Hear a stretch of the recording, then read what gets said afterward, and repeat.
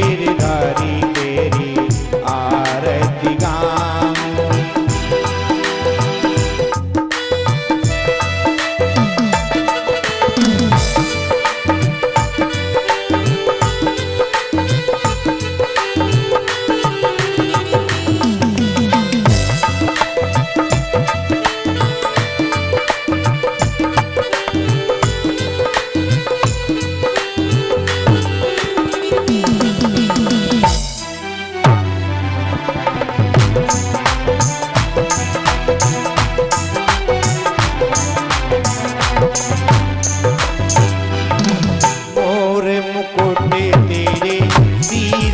सोहे मोर मुकुट तेरे शीशे पे सोहे, प्यारी बंशी मेरो मन मोहे, प्यारी बंशी मेरो मन मोहे।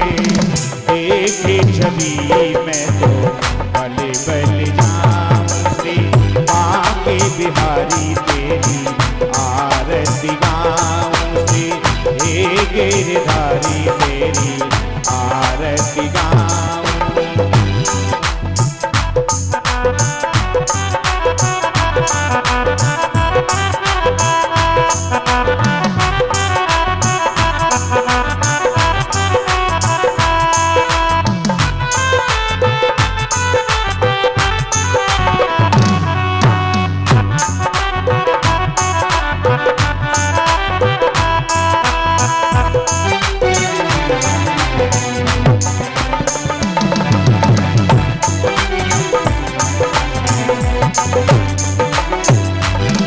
चरणों से निकली है गंगा प्यारी, चरणों से निकली है गंगा प्यारी। किसी ने ये सारी दुनिया है तारी, किसी ने ये सारी दुनिया है तारी। उन्हें चरणों के मैं दर्शन पाऊंगी, उन्हें चरणों के मैं दर्शन पाऊंगी। बांके बिहारी तेरी आरती गाऊंगी, हे गिरधारी तेरी आरती गाऊंगी।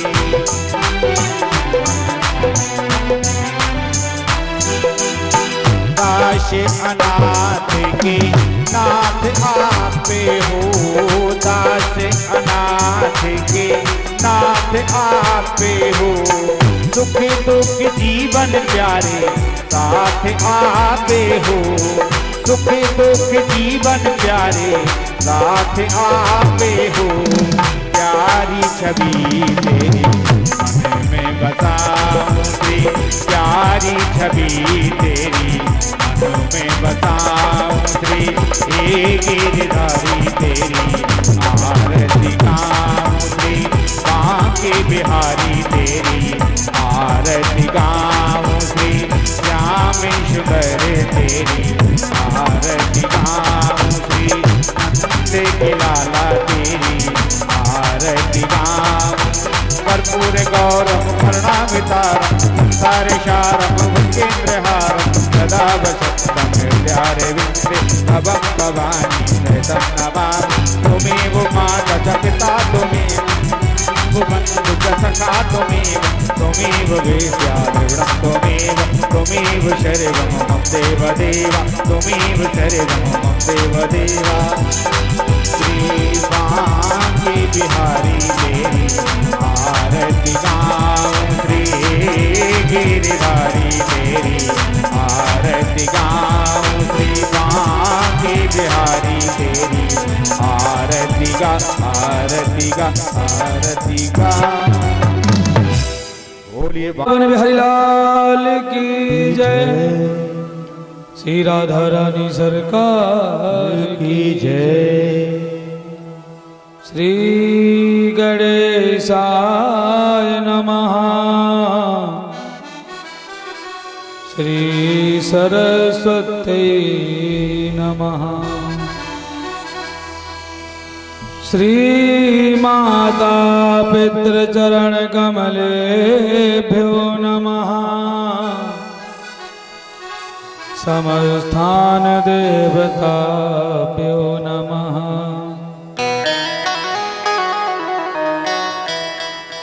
लंबोदरं परम सुंदरमेकदन्तं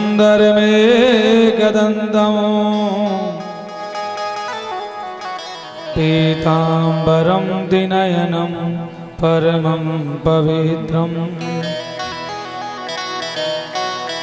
उददिवाकरिनिवोज्ज्वलकान्तिकान्तं विघ्नेश्वरं सकलविघ्नहरं नमामि। वंशी विभूषितकरा नवनीरधावा पीताम्बरादरुणबिम्बफला तरोष्ठाद् पौळेन्दुसुन्दरमुखा धर्मेन्दुनेत्रा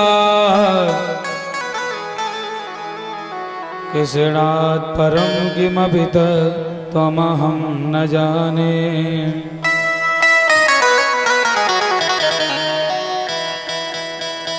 कृष्णाय वासुदेवाय हरये परमात्मने प्रणतः क्लेशनाशाय गोविंदाय नमो नमः।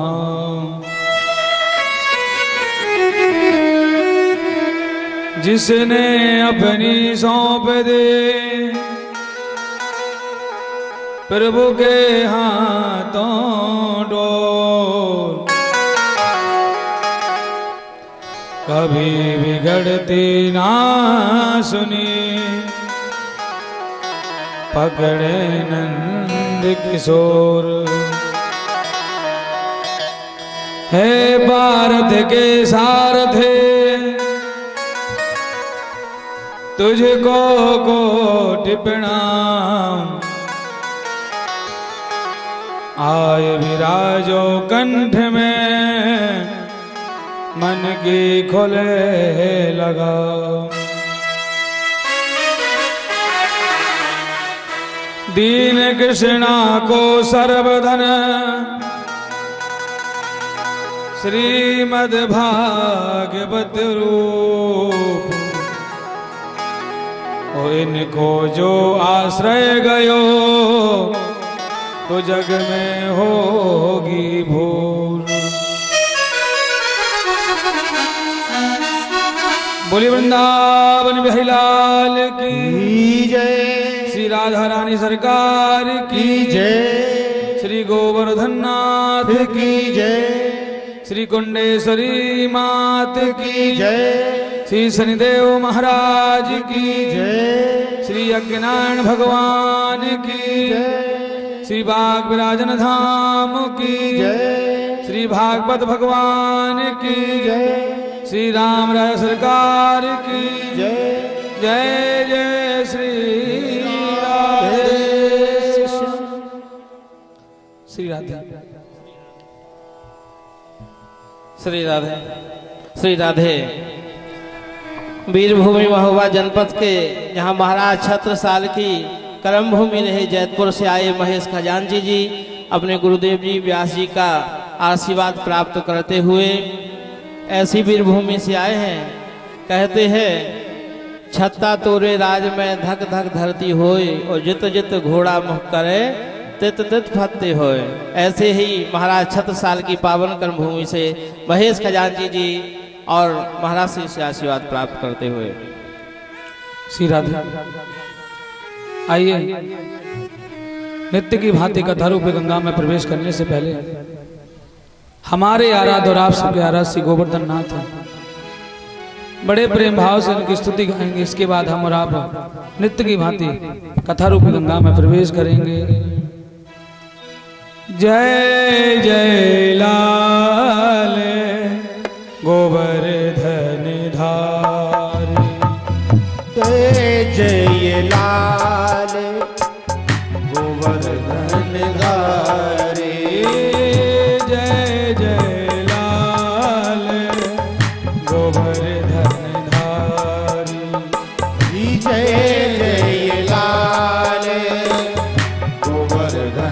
धारे। जय जय लाल गोवर्धन धारे। जय जय लाल गोवर्धन धारे।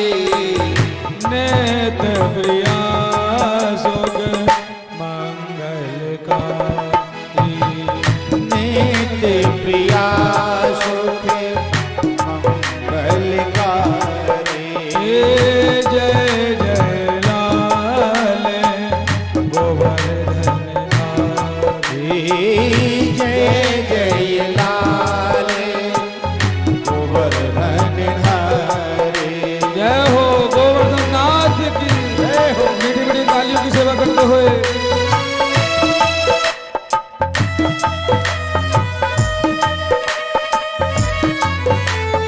जय हो।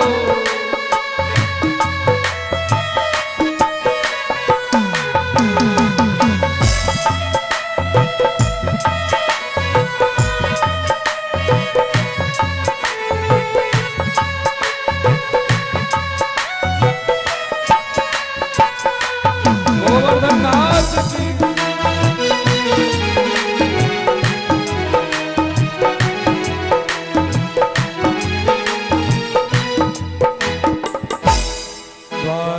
द्वारिकानाथ दया कर लीजय। द्वारिकानाथ दया कर लीजिए। द्वारिकानाथ दया कर लीजय। द्वारिकानाथ दया कर लीजिए। बैठल नाथ विराजत भाई। बैठल नाथ विराजत भारी। बैठल नाथ विराजत भाई। बैठल नाथ विराजत भारी। जय जय लाल गोवर्धन धारे। जय जय लाल गोवर्धन धारी। जय हो गोवर्धन नाथ की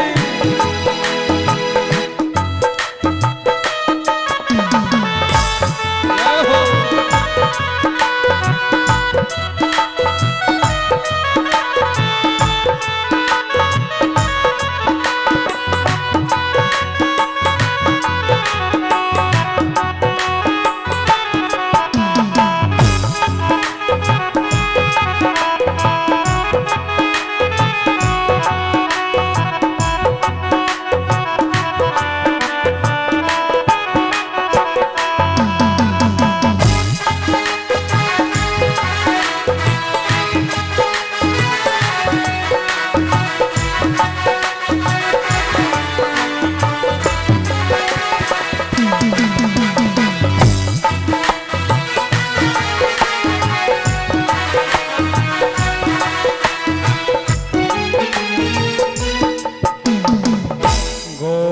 गोकुलनाथ चंद जगोरन।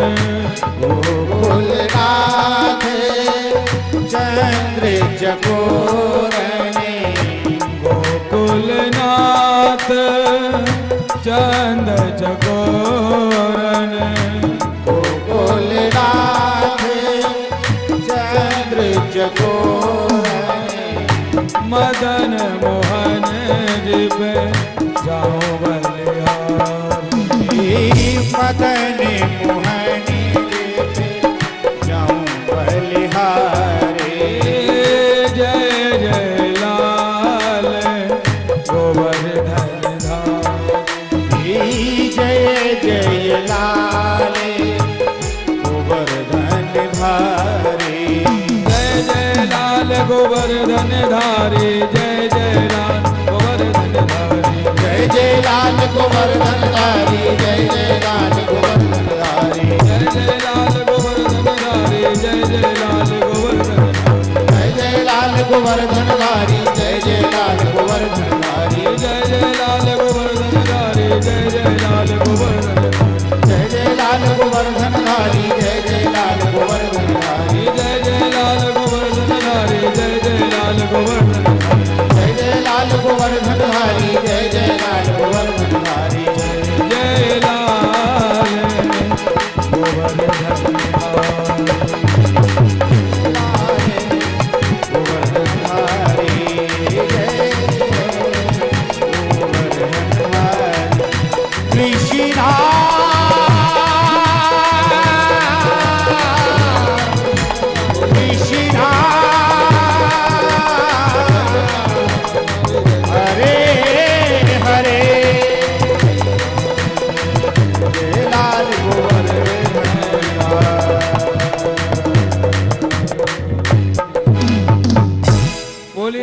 गोवर्धन नाथ की जय। कुंडेश्वरी मात की जय। श्री हनुमान जी महाराज की जय। श्री भागवत भगवान की जय। जय जय श्री राधे श्याम।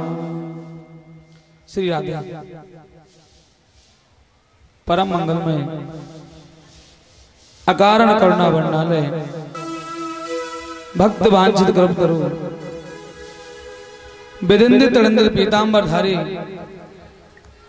श्री बालकृष्ण लाल की भांग में प्रतिमूर्ति श्रीमद् भागवत महापुराण के आज विश्राम दिवस के सत्र में मेरी ओर से और मेरी सखा मंडली की ओर से आप सभी को जय श्री कृष्णा जय श्री राधे। कल हम और आपने बहुत ही सुंदर भगवान के विवाह का आनंद लिया है। मां कुंडेश्वरी के दरबार में सप्त दिवस से आनंदमयी गंगा बह रही है और आज मां के बहते बहते आज विश्राम दिवस का समय आ गया है। लेकिन कहते हैं पता नहीं चला मां की गोद में कब प्रारंभ हुआ और कब विश्राम का समय आ रहा है। एक क्यों पता नहीं चला? क्योंकि ये मां की गोद है। आप और कहीं बैठेंगे तो आपको समय थोड़ा लगेगा कि कैसे समय पास होगा, लेकिन मां की गोद में बैठ करके अगर बालक दिन भर भी बैठा रहे उसको तब भी उसका मन नहीं भरता कि मैं उठ जाऊं यहां से। ऐसी कुंडेश्वरी मां की कृपा से और शनिदेव महाराज की आसी अनुकंपा से दिव्य शनि महायज्ञ प्रातः कालीन वेला में चल रहा है और द्वितीय सत्र में श्रीमद् भागवत महापुराणी कथा हम और आप श्रवण कर रहे हैं। तो आज तो कथा का विश्राम दिवस है और कल यज्ञनारायण भगवान का विश्राम दिवस है। हम और आप बड़े भाग्यशाली हैं जो अनेक दिवस से समय से हम और आप इस दिव्य बहती गंगा में गोटे लगा रहे हैं और लगाना भी चाहिए। क्यों? क्योंकि हम और आप पर घर बैठे मां की कृपा हुई है। और कहते हैं श्री राम बसे जिनके मन में वो ध्यान धरे न धरे तो धरे से। जिनके हृदय में प्रभु का वास हो जाता है वो जरूरी नहीं माला लेके घूमे, उनका भजन माला लेके नहीं होगा, उनका हृदय में भजन चलता रहता है निरंतर, क्योंकि उन्होंने अपने हृदय में प्रभु को बसा लिया है।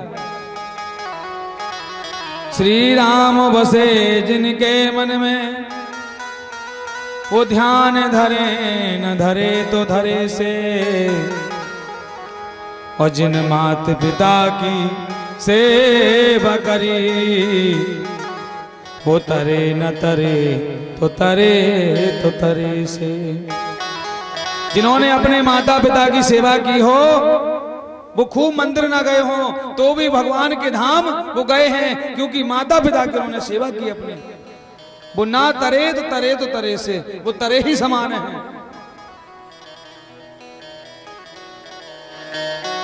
और जिनकी जग में उठ बात गई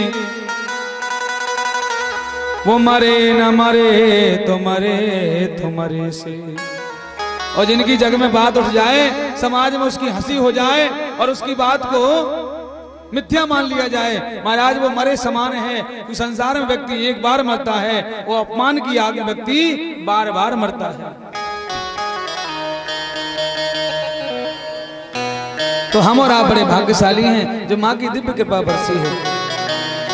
कल हम और आपने कितने दिव्य चरित्र सुने हैं कि भगवान ने कैसे गोपियों को समझाया है कि अब मैं परसों आ जाऊंगा, और भगवान परसों की कह करके बरसों बिता दिए, भगवान लौट करके वृंदावन नहीं गए हैं। गोपियां तो कहती थी क्या, परसों की कह गए श्याम और कब आवेगी वो बेरन परसों। अरे देखो तो सगी, ये परसों की कह के चला गया था और बेरन परसों आती नहीं है, वो पता नहीं कहां चली गई है। गोपियां मथुरा के रास्ते को निहारती हैं, कब श्याम मेरा इस रास्ते से आएगा। हम और आपने दिन प्रसंग सुने हैं। उसके बाद भगवान ने मथुरा में आकर कंस का वध किया है। भगवान संदीपनी मुनि के यहाँ पढ़ने गए हैं, जहां भगवान ने अल्पकाल में शिक्षा प्राप्त कर ली है। उसके बाद हम और आपने भगवान के विवाह का आनंद लिया। परीक्षित जी महाराज ने पूछा, प्रभु राक्षस विधि से विवाह क्यों हुआ? तो सुखदेव जी महाराज ने कथा श्रवण कराई है कि परीक्षित, इस प्रकार भगवान का प्रथम विवाह राक्षस विधि से रुक्मिणी महारानी के साथ हुआ है। जब से भगवान ने रुक्मिणी का हरण कर लिया, तब से शिशुपाल भगवान का कट्टर दुश्मन बन गया है। सुखदेव जी कहते, परीक्षित,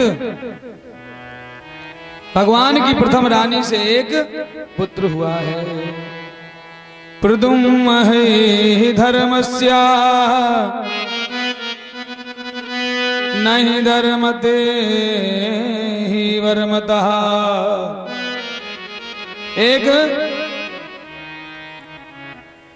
प्रथम पुत्र का भगवान के नाम है प्रदुम्न। पता है परीक्षित, एक कामदेव का अवतार है।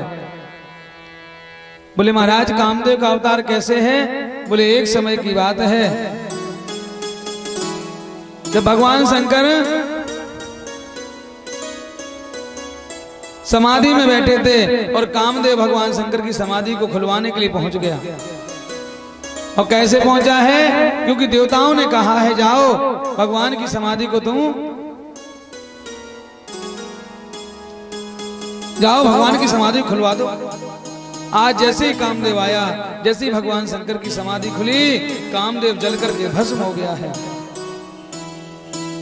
और जैसे ही भस्म हुआ तो कामदेव की पत्नी जो रति है, वो भगवान शंकर के सामने हाथ जोड़ के खड़े होगी, महाराज मेरा पति तो देवताओं के कहने पर आया था, देव कार्य के लिए महाराज आपकी समाधि खुलवाई है और आपने तो भस्म ही कर दिया है। जब रति रोने लगी तो भगवान शंकर ने कहा, देवी तुम चिंता ना करो, तुम्हारा जो पति है ये भगवान द्वारकाधीश का पुत्र लेकर के रूप में जन्म होगा। अब तो रति महाराज प्रसन्न हो गई है। जैसे ही प्रद्युम्न महाराज का जन्म हुआ है, एक सम्रासुर नाम का दैत्य है, इसको पता चला कि द्वारकाधीश के प्रथम पुत्र से हमारी मृत्यु है, तो उसने क्या किया, प्रद्युम्न जी महाराज को उठा करके ले जाके समुद्र में फेंक दिया है। और भगवान शंकर ने कह दिया था कि देवी भगवान द्वारकाधीश का पुत्र तुम्हारा पति होगा। और गोस्वामी जी महाराज रामचरितमानस में कहते हैं, कृष्ण तनय हुई है पति तोरा, कृष्ण तनय हुई है पति तोरा, कृष्ण तनय हुई है पति तोरा, कृष्ण तनय हुई पति तोरा, बचनो अन्यथा होय न मोरा, बचन अन्यथा होय न मोरा, बचनो अन्यथा होय न मोरा। कृष्ण तनय हुई है पति तोरा। आज तो रति इंतजार कर रही थी क्या होगा। जब प्रद्युम्न जी महाराज को समुद्र में फेंक दिया तो एक मछली ने प्रद्युम्न जी महाराज को निगल लिया है। एक दिन वही मछली एक मछुआरे ने पकड़ी, तो जैसे ही उसने बाहर निकाली, उसने देखा ये तो बहुत बड़ी मछली है, इसको बाजार में बेचूंगा तो बिकेगी नहीं, क्यों ना इस मछली को मैं राजा के यहाँ बेच दूं, क्योंकि राजा के यहाँ तो अनेक लोग खाने वाले हैं। आज उस मछली को ले जा करके सम्रासुर की रसोई में भेज दिया है। उसी रसोई में कामदेव की पत्नी रति पाकशाला का काम कर रही हैं। जैसे ही रति ने आज मछली का पेट चीरा, देखा उसमें नन्हा सा बालक निकला है। अब तो रति उस बालक का पालन पोषण करने लगे हैं। सुखदेव जी कहते परीक्षित, कामदेव सूर्य की तरह महाराज बड़े बड़े होने लगे हैं। एक दिन कामदेव जो प्रद्युम्न जी महाराज हैं, इन्होंने रति से पूछा, देवी मैं जब से देख रहा हूं तुम वैसे हो तो मेरी माता, लेकिन तुम्हारी दृष्टि कुछ गलत दिखाई दे रही है मुझे। और देवी ये गलत कर रही हो, माँ की दृष्टि होते हुए भी तुम कौन सी दृष्टि मेरे ऊपर डाल रही हो। आज रति कहने लगी, महाराज तुम भूल गए हो क्या मुझे? अरे मैं तुम्हारी कोई मां नहीं हूं, मैं तुम्हारी पत्नी रति हूं।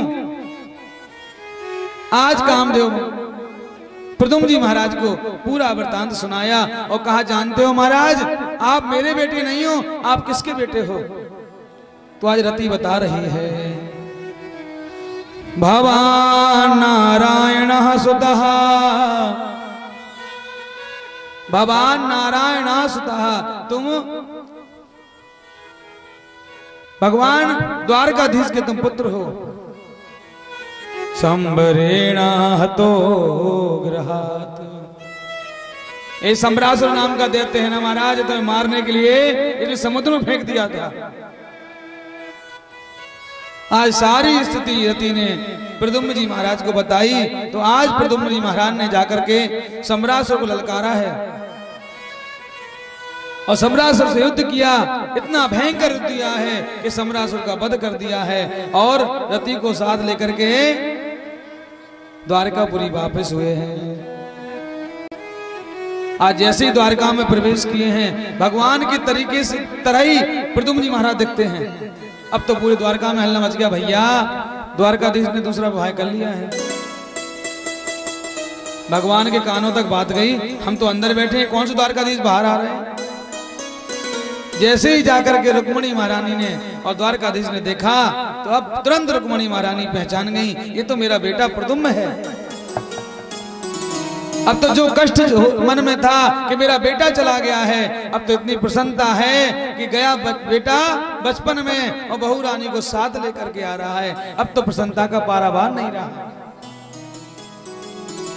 सुखदेव जी कहते, परीक्षित ऐसे भगवान के प्रथम पुत्र हुए हैं। परीक्षित जी महाराज ने पूछा, प्रभु भगवान के कितने विवाह हुए हैं और कैसे कैसे हुए हैं, कृपया करके हमें उन विवाहों की कथा श्रवण कराइए। तब सुखदेव जी महाराज कहने लगे, परीक्षित एक सत्राजित नाम का राजा था, उसने सूर्यनारायण भगवान की आराधना की है और भगवान सूर्य ने उनको स्मंतक मणि प्राप्त की थी कि जाओ राजा ने तुम्हारी मणि तुम्हारे पास है, ये रोजाना तुम्हें 180 वर्ष सोना देगी।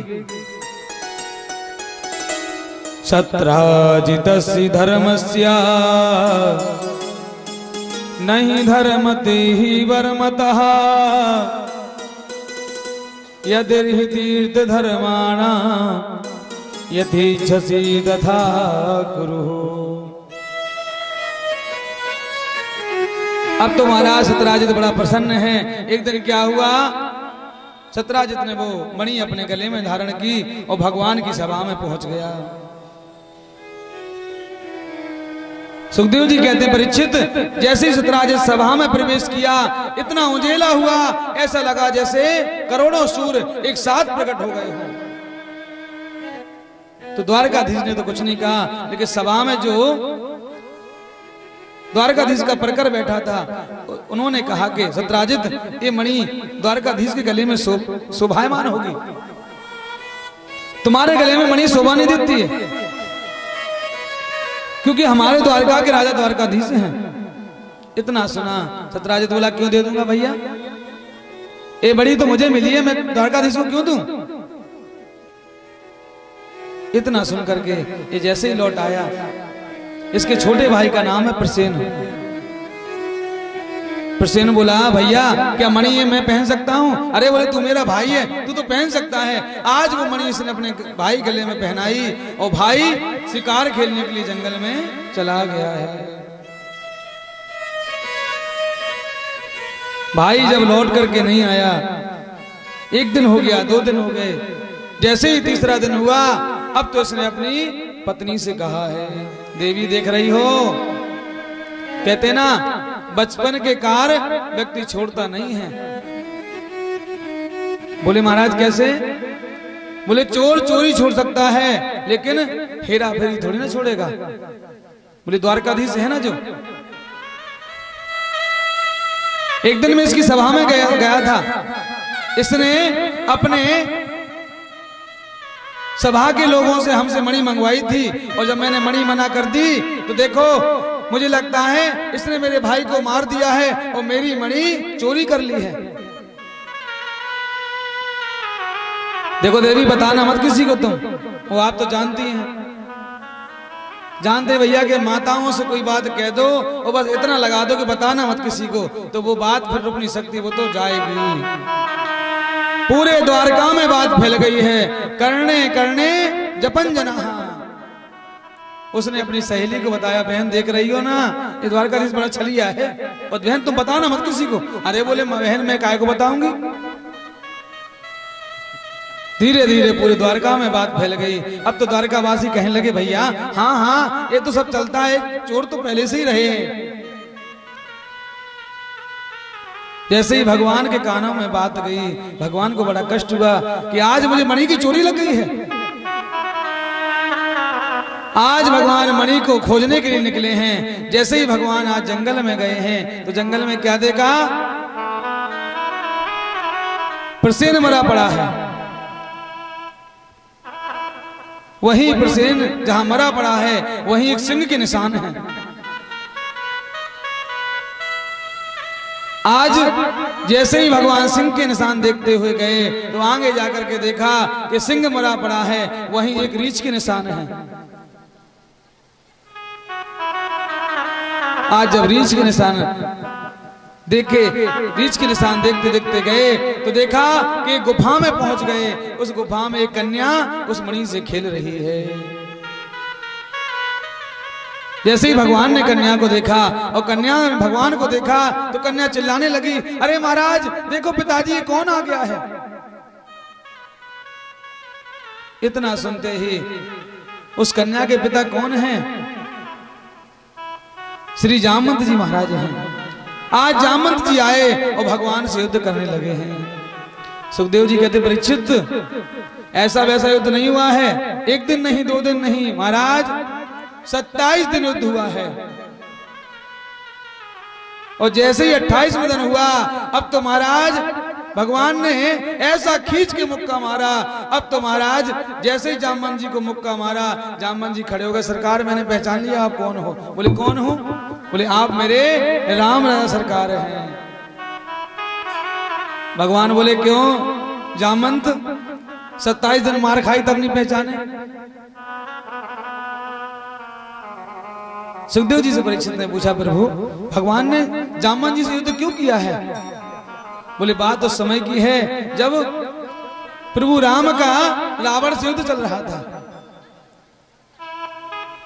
जब रावण का भगवान ने वध कर दिया, इसके बाद जब जामवंत से पूछा क्यों जामवंत कैसा रहा युद्ध? बोले महाराज काय का युद्ध? अभी तो हमारे हाथों की खुजली नहीं मिटी है। भगवान बोले अगर तुम्हारे हाथों की खुजली अब तक नहीं मिटी है तो अब तुम्हारे हाथों की खुजली मैं ही मिटाऊंगा और कोई नहीं मिटा सकता है। तो भगवान ने यही जामवंत से पूछा है, जामवंत जी अब हाथों में खुजली तो नहीं हो रही है? बोले सरकार सब मिट गई 27 दिन में। तो सरकार कैसे आना हुआ है? बोले जामवंत जो तुम्हारी बेटी मणि से खेल रही है, इस मणि की मुझे चोरी लगी है, ये मणि मुझे दे दो। बोले सरकार ये मणि हम नहीं दे सकते हैं। क्यों? बोले इसलिए नहीं दे सकते हैं क्योंकि कन्या का धन हम वापस नहीं लेते हैं। ये मणि मैं अपने कन्या को दे चुका हूं।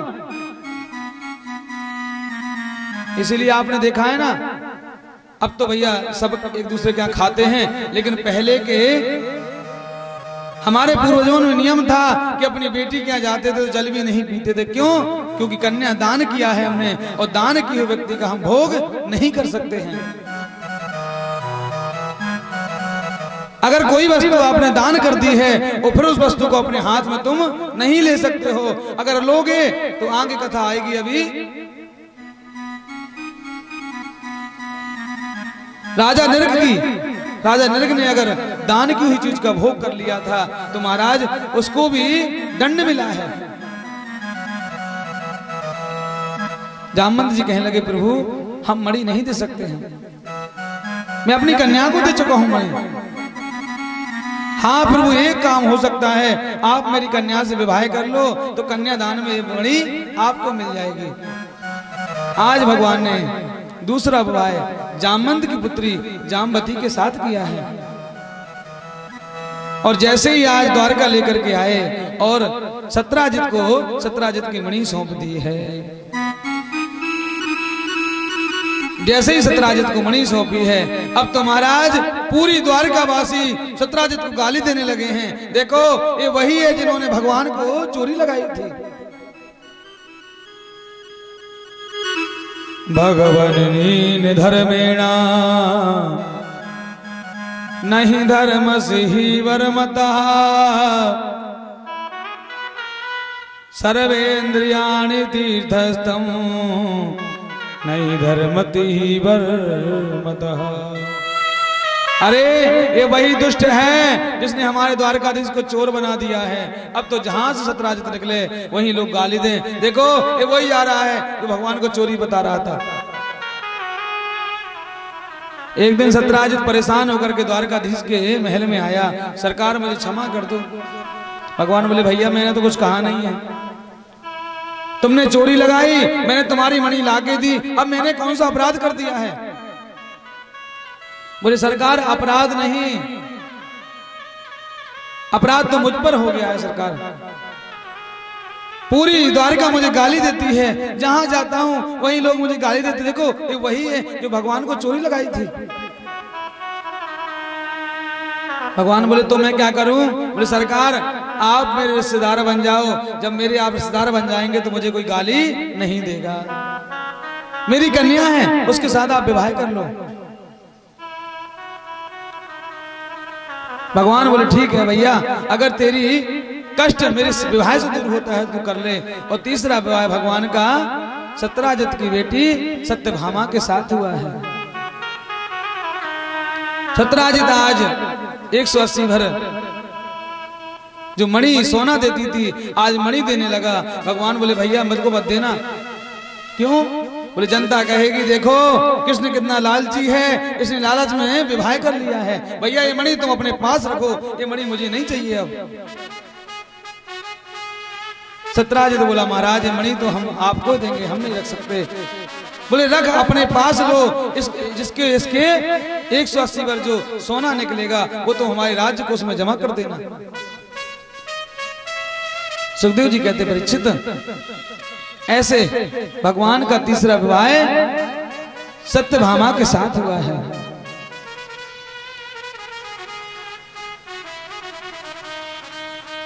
एक दिन इंद्रस्पृष्टं नमाशस्त्रं नहि धर्मते हि शास्त्रिणः। एक दिन भगवान पांडवों से मिलने इंद्रप्रस्थ दिल्ली गए हैं। भगवान दिल्ली में पांडवों से मिले हैं। एक दिन भगवान बोले अर्जुन आज हमारा ऐसा मन हो रहा है कि यमुना जी किनारे भ्रमण करने चलते हैं।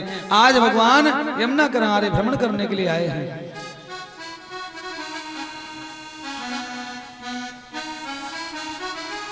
और यमुना किनारे क्या देखा? एक कन्या भगवान को ध्यान लगा करके बैठी है। आज भगवान बोले अर्जुन इस कन्या से तो पूछो ये किसका ध्यान कर रही है, ये किसको याद कर रही है एकांत में बैठ करके। आज अर्जुन उस कन्या के पास गए हैं। अहं देवस्य सवतु दुहिता पतिमेक्षते विष्णु वरेण्यं वरदं तपः परममास्थिता। आज अर्जुन ने पूछा देवी तुम कौन हो, तुम किसका ध्यान कर रही हो? बोले महाराज मैं सवितासुर की पुत्री कालिंदी हूँ। तुम किसका ध्यान कर रही हो? बोले महाराज मैं द्वारकाधीश का ध्यान कर रही हूँ। बोले क्यों? क्योंकि बोले मैं चाहती हूँ कि वो मुझे पति के रूप में मिले। और मन ही मन कह रही है गोविंद अब तो आप अपनी मुझे नागरिया ले चलो। कैसे कह रही है? ले चल अपनी नागरिया, ले चल अपनी नागरिया, अवध बिहारी सावरिया, बिहारी सावरिया, ले चल अपनी नागरिया, ले चल अपनी नागरिया, अवध बिहारी सावरिया, राधे अवध बिहारी सावरिया, अवध बिहारी सावरिया। जय हो।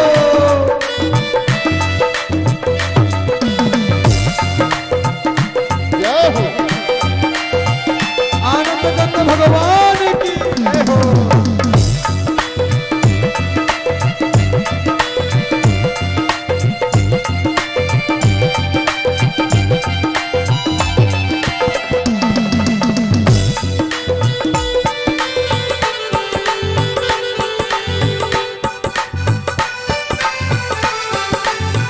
जय हो।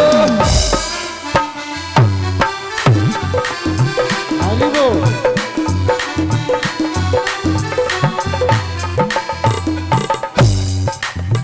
सरजू के तीरे अयोध्या नगरी, सरजू के तीरे अयोध्या नगरी, सरजू के तीरे अयोध्या नगरी, तीरे अयोध्या नगरी।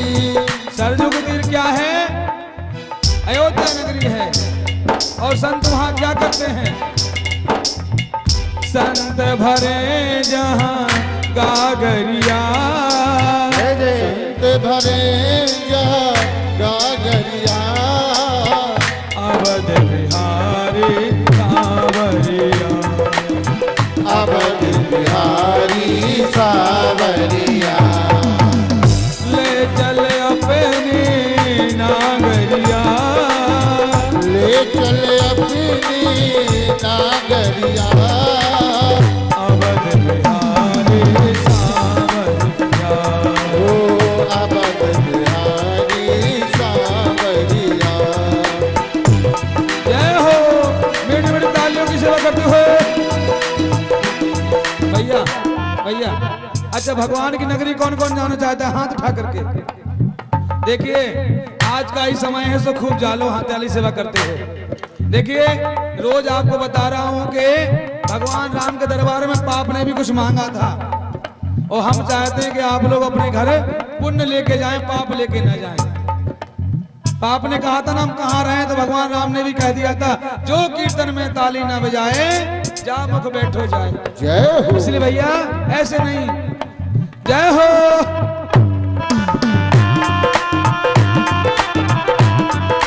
श्री राधे।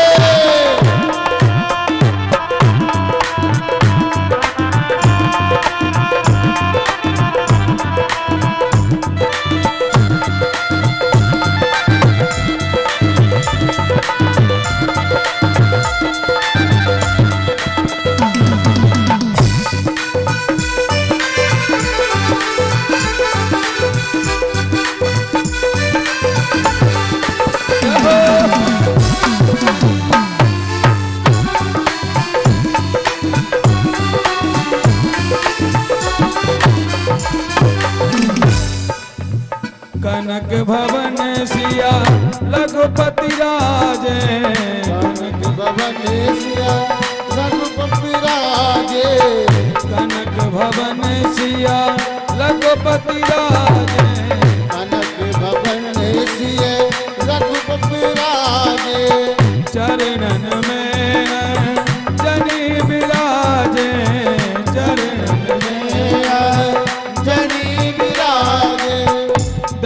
भाई मैं बाबरिया, देख भाई मैं बाबरिया, देख भाई मैं बाबरिया, देख भाई मैं बाबरिया, अवध बिहारी सावरिया, अवध बिहारी सावरिया, ले चल अपनी नागरिया, ले चले अपनी नागरिया, अवध बिहारी सावरिया, अवध बिहारी सावरिया, अवध बिहारी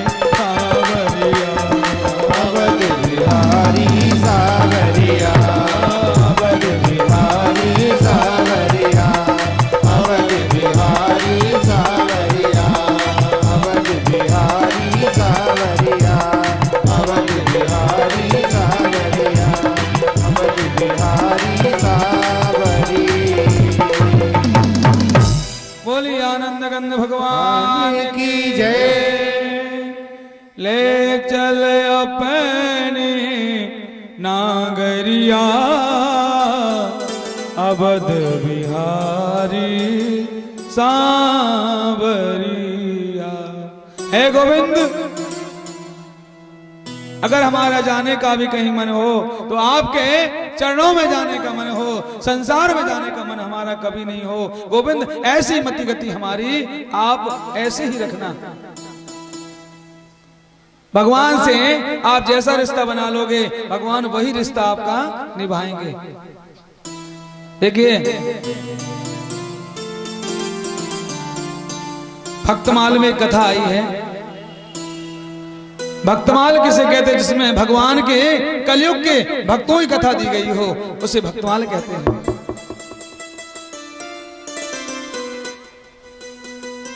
आपके ज्यादा दूरी कथा नहीं है, पास में ललितपुर में एक कुंज बिहारी का मंदिर है, कुंज बिहारी सरकार का।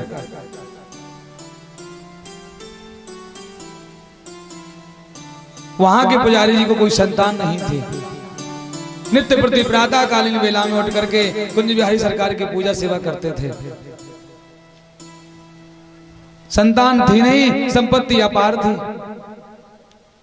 एक दिन परिवार वाले बोले, महाराज बाबा तुम चले जाओगे, तुम्हारी अवस्था है, ऐसा करो अब ये संपत्ति हम सबके नाम कर दो। तो पुजारी जी बोले, क्यों, क्या मेरा कोई नहीं है क्या? बोले, बाबा आपका कौन है? अरे आपके हम ही सब तो हैं, आपको कोई संतान तो है नहीं है।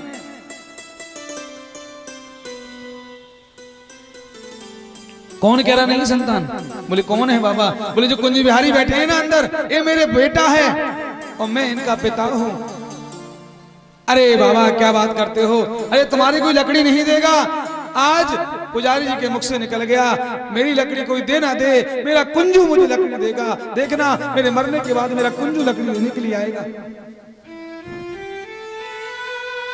अब तो महाराज कहते हैं ना, जो संसार के लोग होते हैं ना, वो धन के इच्छुक होते हैं। अब तो सारे परिवार वालों ने रिश्ता तोड़ लिया है, बिल्कुल दूर हो गए हैं। आज ना पुजारी जी से कोई मिलना ना जुलना। अब तो पुजारी जी का काम था नित्य प्रति प्रातः कालीन वेला में कुंज बिहारी सरकार की सेवा करना, और उन्होंने सारा अपना धन, जमीन, वैभव सारा कुंज बिहारी जी के नाम कर दिया था कि मेरे पुत्र के नाम, मेरा जाने के बाद सारी संपत्ति मेरे पुत्र की है। अब तो सारे दूर हो गए हैं। एक दिन क्या हुआ, पुजारी जी की अवस्था हुई, पुजारी जी शांत हो गए हैं। अब तो महाराज पूरा गांव इकट्ठा हो गया। परिवार वालों से कहा, भैया तुम संस्कार कर दो। अरे बोले, मैं क्या करूं, जीते जी मुझे कुछ दिया नहीं है, और सारा जमीन जायदाद इसने अपने कुंज बिहारी के नाम कर दी है। ये बहुत कहता है ना कि मेरी लकड़ी कुंजू देगा, तो आज कुंजू ही लकड़ी देगा, इसका मैं नहीं दूंगा। सारे गांव के लोग कहने लगे, नहीं नहीं ये पुजारी जी हैं। जब परिवार वाले नहीं आए तो पूरे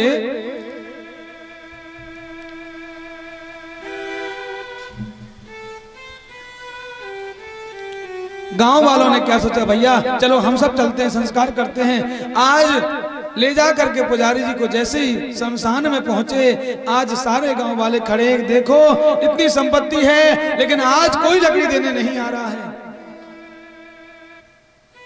इतना विचार करते, इतने में पता नहीं एक बालक भागता भागता आया, हाय पिताजी आप चले गए हो मुझे छोड़ करके, अब मैं आपके बिन कैसे रहूंगा। पूरा गांव देखते रह गया, ये बालक मैंने आज तक देखा नहीं, कहा भैया तुम रो कैसे रहे हो। बोले मेरे पिताजी हैं, वो पिताजी मुझे छोड़ करके चले गए, मुझे पिताजी की लकड़ी दे लेने दो। गांव वाले बोले भैया वैसे ही कोई लकड़ी देने वाला नहीं था, चलो ये आ गया, हाँ भैया तुम्हारे पिताजी लो तुम लकड़ी दे दो। गांव वालों ने सोचा शायद कोई परिवार का बेटा होगा। आज पुजारी जी को लकड़ी दी है, आज मुखाग्नि देने के बाद एक नियम है, उसके बाद सभी सरोवर में स्नान करने के लिए जाते हैं। आज सभी साथ में जैसे ही स्नान करने गए, वो बालक भी स्नान करने गया, जैसे ही डुबकी लगाई और सभी बाहर निकले, लेकिन वो बालक वहां से अंतर्ध्यान हो गया। सही बोले भैया वो बालक कहाँ जिसने संस्कार किया था। अब तो चारों तरफ देखें, एक बोला भैया मुझे लगता है ये कोई बालक नहीं है, ये हमारे कुंज बिहारी सरकार आए थे अर्थी देने के लिए। अब तो सारा गांव भागा भागा गया और मंदिर के सामने खड़ा हो गया, बोले मंदिर का दरवाजा खोलो, आज क्या हो रहा है। जैसे ही दरवाजा खोला तो आज कुंज बिहारी सरकार के पूरे वस्त्र पानी में निचुड़ रहे हैं, जैसे कि अभी सरोवर में स्नान करके आए हो, और आंखों से झरझर आंसू गिर रहे हैं कि जैसे सरकार रो रहे हो। तो कहने का मतलब ज्यादा दिन की घटना नहीं है, कलयुग की घटना है और ललितपुर की घटना है। कहने का मतलब भगवान को जैसे आप मान लोगे भगवान वैसे आपके सामने आ जाएंगे, लेकिन हमें हृदय से भगवान को मानना पड़ेगा। और भगवान साथ निभाते हैं अगर आ जाते हैं एक बार तो।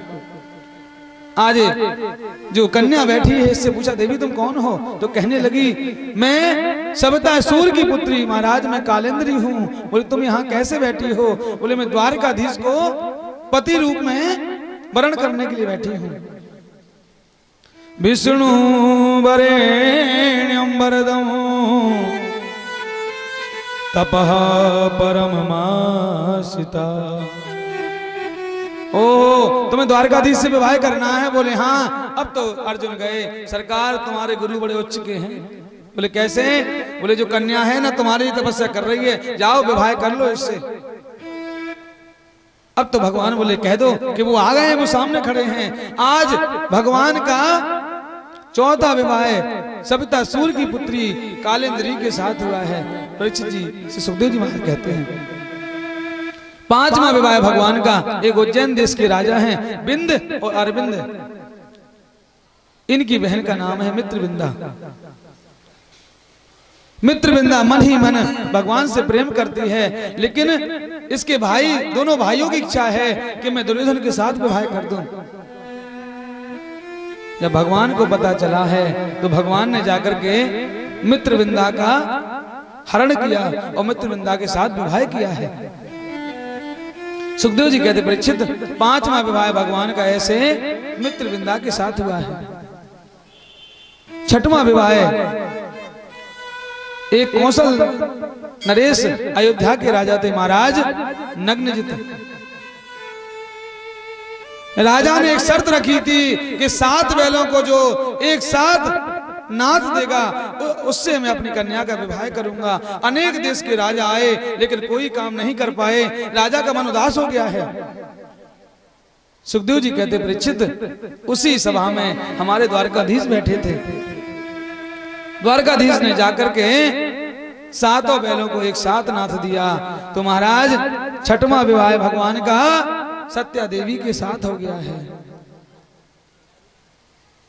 और 7वां विवाह भगवान का वसुदेव जी की एक छोटी बहन है, उनका नाम है सुत कीर्ति। सुत कीर्ति निस्य धर्मस्या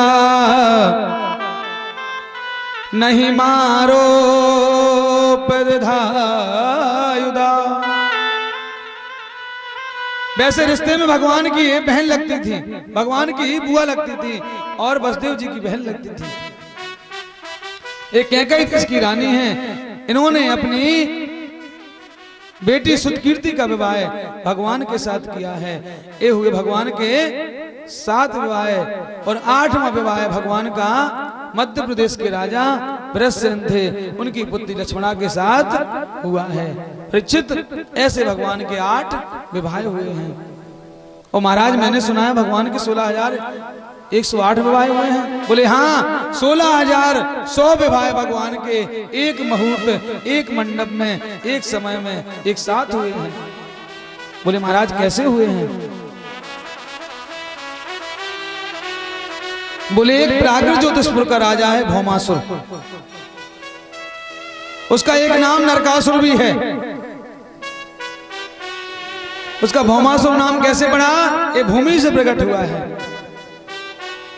इसने संकल्प लिया है कि मैं 20,000 कन्याओं के साथ विवाह एक मुहूर्त में एक साथ करूंगा।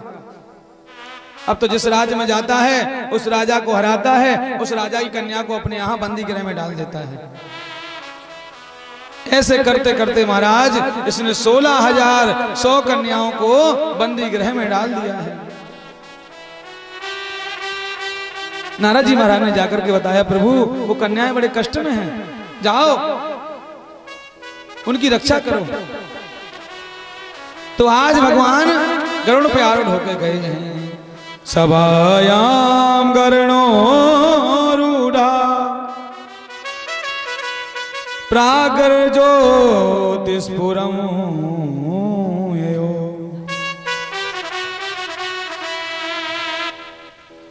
ये भौमासुर कैसे प्रकट हुआ है पता है? जिस समय भगवान ने 12 अवतार धारण किया था उस समय पृथ्वी गर्भवती हो गई थी।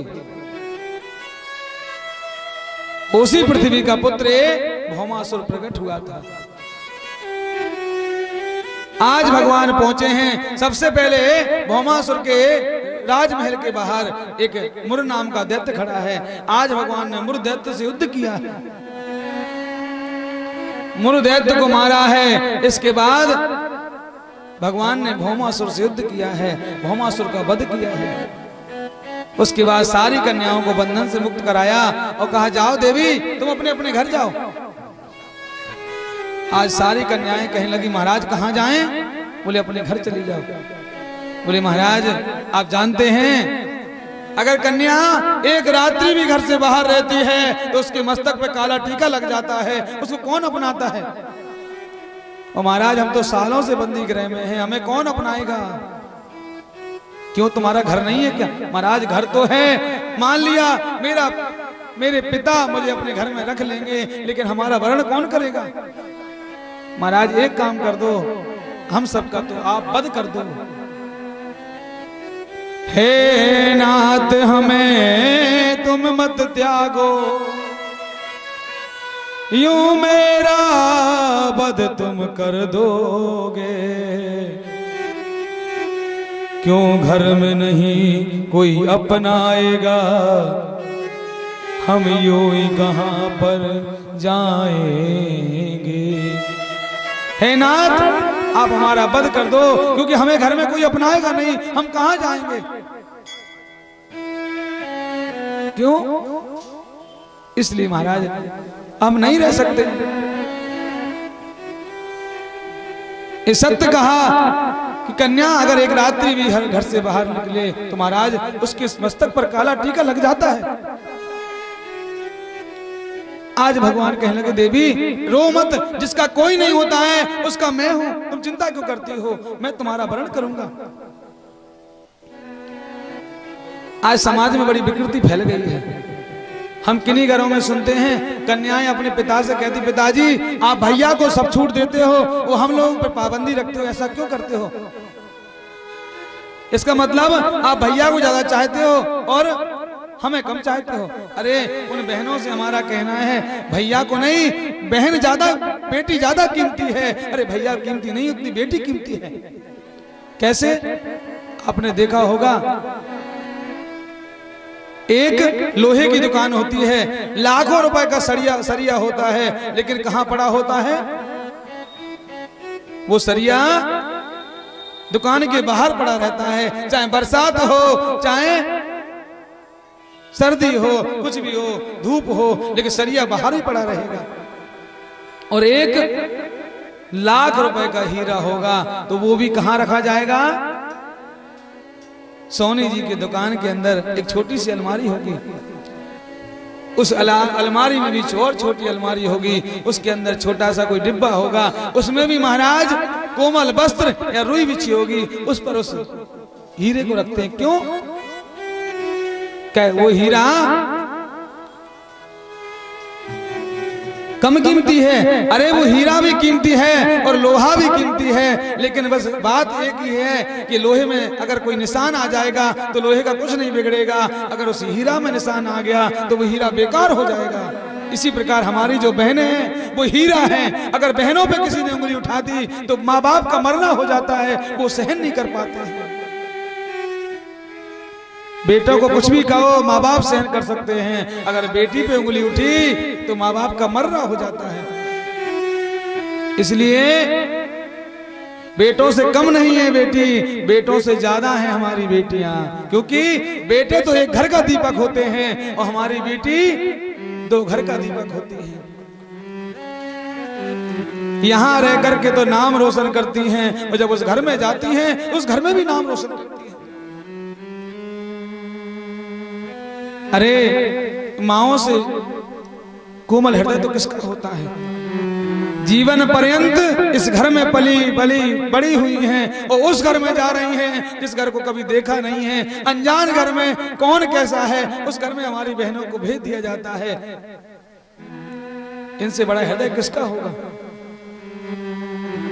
इसलिए माँ बाप की इज्जत तो हमारी बेटियां ही होती हैं। इसलिए भैया जो बेटियां हैं वो अपने भाइयों से कम नहीं, वो भाइयों से बढ़कर हैं। बस यही है कि वो हीरा है और हीरा को तो संभाल के ही रखा जाएगा, हीरा को ऐसे बाहर नहीं निकाल दिया जाएगा। आज ये कन्याएं रो रही हैं तो भगवान ने कहा देवी चिंता ना करो, जिसका कोई नहीं है उसके साथ मैं हूं।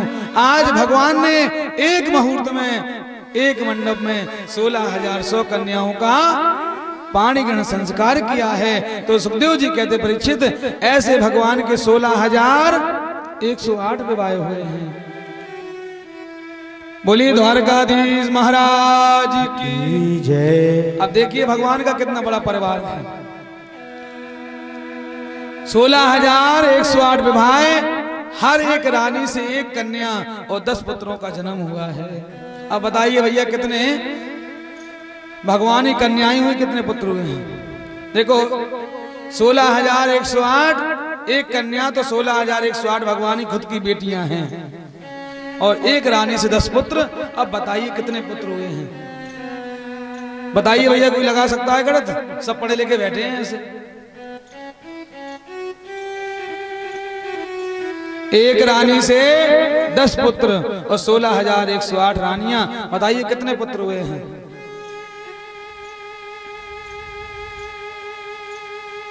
चलो कोई बात नहीं, घर में गणित लगा लेना।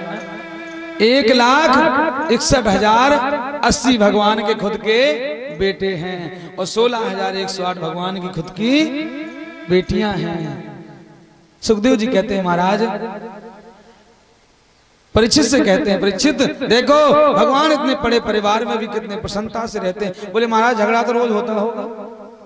नहीं नहीं, भगवान का झगड़ा कभी नहीं होता। एक दिन नारद जी का मन नहीं माना, नारद जी महाराज भगवान के यहाँ झगड़ा कराने के लिए पहुंच गए हैं। नारद है भक्ताना नहीं तीर्थो ही बलम महत। नारद जी ने कहा भैया इनके यहाँ झगड़ा ही नहीं होता, चलो आज देख करके आए। अब तो नारद जी रोज महल में झांकते हैं। ये किसी महल में भगवान बच्चों को पढ़ा रहे हैं तो किसी महल में भगवान बच्चों को भोजन करा रहे हैं और किसी महल में भगवान संध्या बंदन कर रहे हैं और किसी महल में भगवान ध्यान लगा के बैठे हैं, किसी महल में भगवान सो रहे हैं। अब तो सब में झांक रहे हैं। अब तो नारद जी एक दिन में जाएं और जितने महल देखें वहीं टिक लगा दें कि यहां से आगे कल देखेंगे। भगवान बोले 4 दिन हो गए, नारद जी रोज आते हैं और हमसे मिलते नहीं हैं, वो काय के लिए आते हैं? भगवान समझ गए कि नारद जी हमारे घर में झगड़ा कराना चाह रहे हैं। अब तो नारद जी जैसे ही 5वें दिन आए, भगवान ने क्या किया, एक महल में भगवान खुद रानी बनकर के बैठ गए। अब तो नारद जी ने देखा, ओहो इसमें नहीं, अब मौका मिल गया। अब नारद जी घुस गए। देवी जी श्री राधे। बोले हाँ हाँ देवी। बोलिए महाराज। नारद जी आइए। कहाँ है श्रीमान जी? अरे बोले क्या बताऊं महाराज, मेरे भाग्य फूटे हैं, जब से विवाह हुआ तब से आए नहीं है। ओहो तुमने कुछ कहा नहीं है? अरे बोले महाराज कहती तब जब दिखते, उस दिन से भेंट ही नहीं हुए, कहाँ गए हैं? तुम्हारा मन तो बड़ा दुखी होगा। बोले महाराज दुखी तो क्या, अब तो ये मन करता है कि दूसरा विवाह कर लें। अच्छा, अब तो नारद जी के मन में लड्डू फूट गया कि दूसरा विवाह है तो शायद मेरी लाग लग जाए। अच्छा तुम्हें कैसा वर चाहिए? बोले देखो वर तो चाहिए द्वारकाधीश कैसा। ये बाबा बैरागी नहीं चलेंगे? अच्छा भजन वाले नहीं चलेंगे? बोले नहीं नहीं ये नहीं। तो नारद जी ने उठाया तमूड़ा और अपना दूर फेंक दिया। बोले महाराज आप क्या कर रहे हो? बोले शायद मैं काम आता हूँ। बोले आप तो भजन करते हैं। हाँ आप में कमी नहीं है, लेकिन आप भजन करते हैं, ये सब हमें पसंद नहीं है। अरे नारद जी बोले अभी से भजन छोड़ दे रहा हूँ। अब तो नारद जी ने उठाए तमूड़े और माला रख दी बगल में। बोले हाँ अब ठीक हूँ क्या? बोले ठीक तो हो महाराज, लेकिन द्वारकाधीश कैसे वस्त्र पहन लो? बोले देवी वो तो लेके आने पड़ेंगे। बोले सब अपने यहाँ हैं, अब तो द्वारकाधीश के वस्त्र पहन लिए। बोले हाँ अब लगे कि तुम हमारे दूल्हे बन सकते हो। तो बोले लाओ माला। अब तो नारद जी ने माला ली है और जैसे ही पहनाने के लिए की, भगवान अपने रूप में आ गए। नारद क्या हमसे विवाह कर लोगे क्या? जैसे ही नारद जी ने भगवान को देखा, अब तो हाथ से माला छूट गई। बोले सरकार आप यहाँ कैसे? बोले नारद जी कम से कम एक का घर छोड़ देते, तुम हमारे घर में झगड़ा कराने चले आए। अब तो नारद जी कहने लगे महाराज मैं तो देखने आया था कि आपके यहाँ भी झगड़ा होता कि नहीं होता है। तो भगवान मन में विचार कर रहे हैं। एक दिन भगवान के मन में विचार आया कि सारी रानी कभी कभी गुस्सा हो जाती हैं, लेकिन एक रानी है जो भगवान से आज तक गुस्सा नहीं हुई है, वो है हमारी रुक्मिणी महारानी। तो आज भगवान ने चाहा कि मैं रुक्मिणी को नाराज कर दूं, तो भगवान आज जाकर के उदास बैठ गए हैं। इतने में रुक्मिणी महारानी आई। बोले महाराज आज कोई चिंतित है क्या? क्या बात है? बोले देवी आज मेरे मन में ये आ रहा है कि तुमने मुझसे विवाह क्यों किया है। बोले मतलब? बोले तुमने मुझसे विवाह क्यों किया है? बोले देवी तुम कहो कि मैं सुंदर हूं, तो देवी मैं रूप का सुंदर नहीं हूं, रंग का मैं काला हूं। और देवी अगर तुम कहो कि मैंने तुम्हारी परिवार देख के विवाह किया, तो देवी सुनो, किसी ने आज तक ये पता नहीं कर पाया कि मेरे पिताजी कौन हैं। कोई कहता है कि नंद बाबा के लाल हो और कोई कहता वसुदेव के लाल हो। और देवी अगर तुम कहो कि तुम्हारे कार्य को देख करके हमने विवाह किया है, तो देवी हम तो जन्म के चोर हैं, हमने माखन चोर के खाया है, तो हमारा काम भी अच्छा नहीं था। ये बताओ देवी तुमने मुझसे विवाह क्यों किया है? और देवी सुनो, तुमने विवाह कर लिया तो कोई बात नहीं, अभी भी कुछ नहीं बिगड़ा है, अभी भी तुम दूसरा विवाह कर सकती हो। जैसे इतना कहा, आप सोचो भैया, एक बेटा 10 बेटा और एक बेटी हो जाए और बेटे का विवाह हो जाए, फिर पति कहेगा तो दूसरा विवाह कर लो, तो आज की माताएं क्या करेंगी? रुक्मिणी महारानी तो कुछ नहीं बोली। आज की माताएं होती डंडा लेती हाथ में और बस स्टैंड तो दौड़ाती, अभी बताती हूँ क्यों विवाह कर लो। तो बुढ़ापे में याद आ रहा है कि दूसरा विवाह कर लो, लेकिन रुक्मिणी महारानी कुछ नहीं बोली। आज जैसे ही भगवान ने कहा देवी तुम दूसरा विवाह कर लो, इतना कहा, तो आज रुक्मिणी महारानी मूर्छित होकर गिरने लगी। भगवान ने चतुर्भुज रूप में रुक्मिणी महारानी को संभाला। देवी मैं तो मजाक कर रहा था। बोले नहीं सरकार मजाक नहीं है, आपने सत्य कहा था, आंख में एक भी गुण नहीं है, ना आप में रूप है, ना आपके कार्य अच्छे हैं, ना आपका खानदान अच्छा है, लेकिन एक अच्छाई आपके अंदर है। वो क्या? कि आप जिसको अपने हृदय में बिठा लेते हो उसको अपने से दूर कभी नहीं करते हो। गोविंद मैंने तुमसे प्रेम किया था और आप उस प्रेम को निभाते हैं, इसलिए मैंने आपसे विवाह किया है। प्रीत गिरीत रंगीलो ही जाने ओ के जाने वृषभान दुलारी। आज भगवान प्रसन्न हो गए हैं। सुखदेव जी कहते परीक्षित, भगवान के परिवार में कभी झगड़ा नहीं होता है, सब हंसी खुशी रहते हैं और रहना भी चाहिए।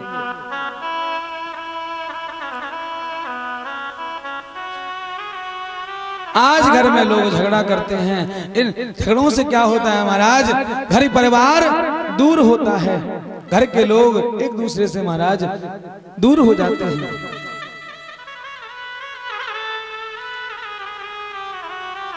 आज सुखदेव जी कहते परीक्षित, जैसे भगवान के विवाह हुए हैं ऐसे भगवान के प्रपोत्रों के विवाह हुए हैं। भगवान के पुत्र हैं प्रद्युम्न जी महाराज और प्रद्युम्न जी के पुत्र का नाम है अनिरुद्ध जी महाराज। इनके दो विवाह हुए हैं, दोनों विवाहों में जम के झगड़ा हुआ है। पहला विवाह जो रुक्मणी महारानी के भाई हैं रुक्मी उनकी नातन के साथ विवाह हुआ है, उसमें भी खूब झगड़ा हुआ है। और दूसरा विवाह महाराज उषा के साथ हुआ है, उसमें भी महाराज खूब झगड़ा हुआ है। भगवान शंकर के साथ द्वारकाधीश का युद्ध हुआ है और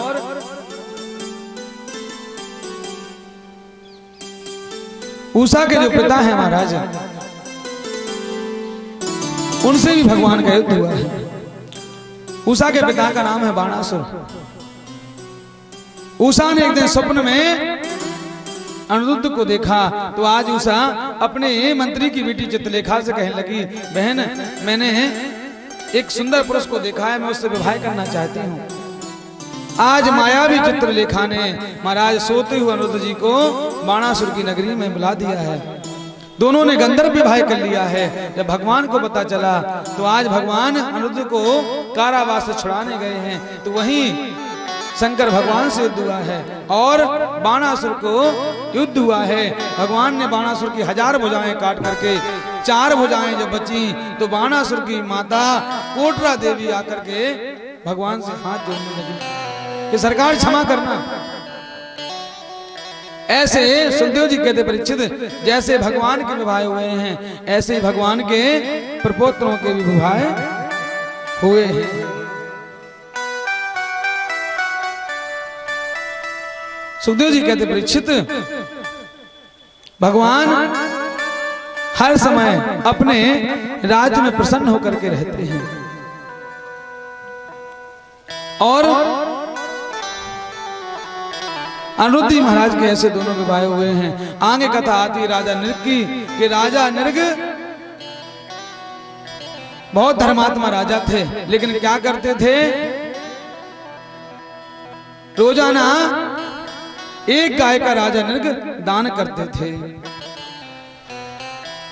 एक दिन भगवान का मन हुआ कि चलो हम अपने प्रपोत्रों को बगीचा में खिलाने के लिए ले जाते हैं। आज भगवान बगीचा में जैसे ही पहुंच गए हैं और भगवान तो आज बंसी बजा रहे हैं और सारे बालक खेल रहे हैं।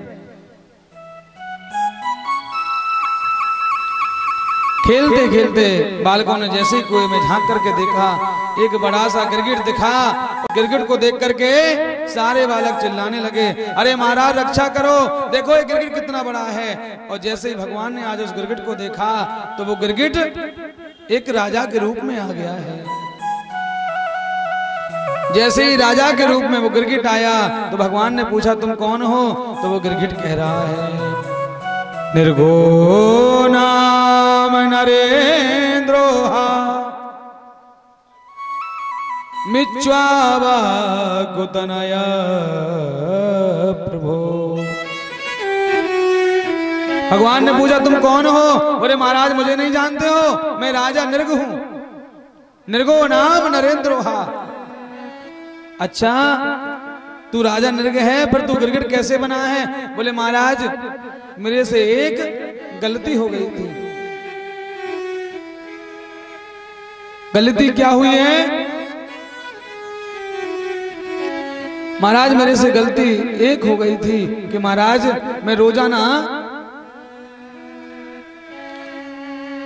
ब्राह्मणों को गाय दान करता था। एक दिन क्या हुआ, मैंने ब्राह्मणों को गाय रोजाना दान करता था और भगवान बोले समझ गए तू कैसी गाय दान करता होगा। बोले कैसी? बोले बूढ़ी ठेड़ी गाय ब्राह्मणों को देता होगा ना तुम। बोले नहीं नहीं महाराज, बूढ़ी गाय नहीं, पयस्वनी तरुणी शील रूपा गुणों प्रपन्ना कपिला शीशः। बोले महाराज ऐसी वैसी नहीं, पयस्वनी तरुणी और शील रूपा। तो बोले तू गिरगिट कैसे बना? बोले मैं गिरगिट ऐसे बन गया महाराज कि मैंने ब्राह्मण को गाय दान की और एक ब्राह्मण वो गाय अपने घर लेकर बांध दी और रात्रि में वो गाय छूट करके मेरी गायों में आकर के मिल गई है। देखो भैया एक कथा ध्यान से सुनना, जो हमने कहा था ना कन्या का जो धन खाते हैं, और क्यों नहीं खाते थे लोग?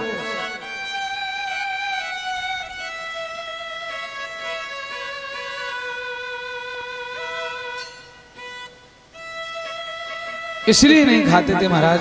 आज बोले वो गाय ब्राह्मण ले गया और वो गाय ब्राह्मण ने अपने घर में बांध दी और जैसे ही रात्रि में वो गाय छूट करके मेरी गायों में आकर के मिल गई। प्रातःकालीन वेला में फिर से मैंने वही गाय दूसरे ब्राह्मण को दान कर दी। महाराज मैंने वो गाय जानबूझ के दान नहीं की, वो गाय में पहचान ही नहीं पाया कि वही गाय है कि दूसरी गाय है।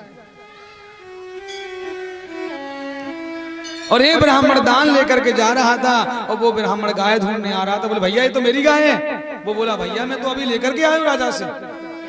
दोनों में झगड़ा हो गया। जब दोनों में झगड़ा नहीं रुका, दोनों भागे भागे हमारे पास आए। बोले महाराज मेरी गाय है ना? मैंने कहा हाँ तेरी है। वो बोला मेरी है। हाँ भैया तेरी है। मैंने दोनों ब्राह्मणों से कहा भैया दोनों कोई एक मान जाओ, एक गाय के बदले में 5 गाय दे दूंगा। लेकिन दोनों ब्राह्मण में से कोई ब्राह्मण नहीं मान रहा था।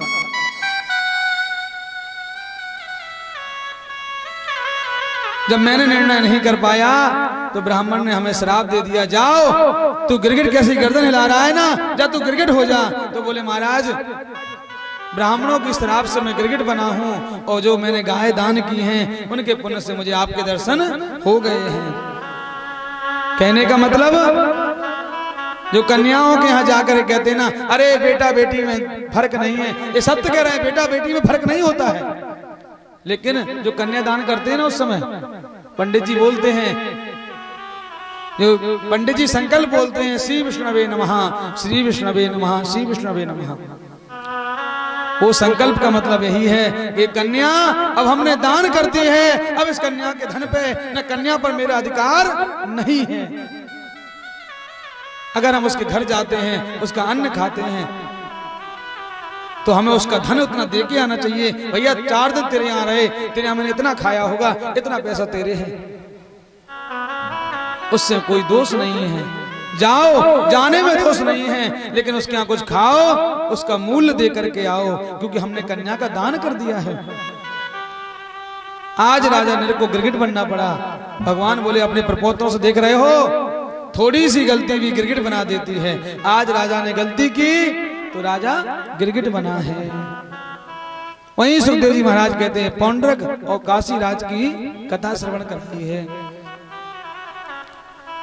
एक दिन दाऊद दादा ने कहा कन्हैया जब से वृंदावन से आए हैं, जब से हम वृंदावन नहीं गए हैं, कन्हैया क्यों ना चलो आज वृंदावन चलते हैं। अरे वो गोपियां हमें याद करती हैं, वो सभी हम याद करते हैं, चलो ना वृंदावन चलते हैं। तो गोपियां तो भगवान को ढूंढती ही घूम रही हैं। क्यों? जब से भगवान गए हैं, जब से गोपियां मन में विचार कर रही हैं कि हे गोविंद कब आओगे आप, कब हमें दर्शन दोगे। कन्हैया मेरी आंखों में वो तासीर हो जाए, मैं जिते और देखूंगा तेरी तस्वीर हो जाए। आज गोपियां कन्हैया को ढूंढ रही हैं, कहां? कन्हैया को मथुरा की गली में ढूंढ रही हैं। गोकुल की हर गली में, मथुरा की हर गली में, गोकुल की हर गली में, मथुरा की हर गली में, कान्हा को कान्हा को कान्हा को ढूंढता हूँ हर गली में, कान्हा को ढूंढता हूँ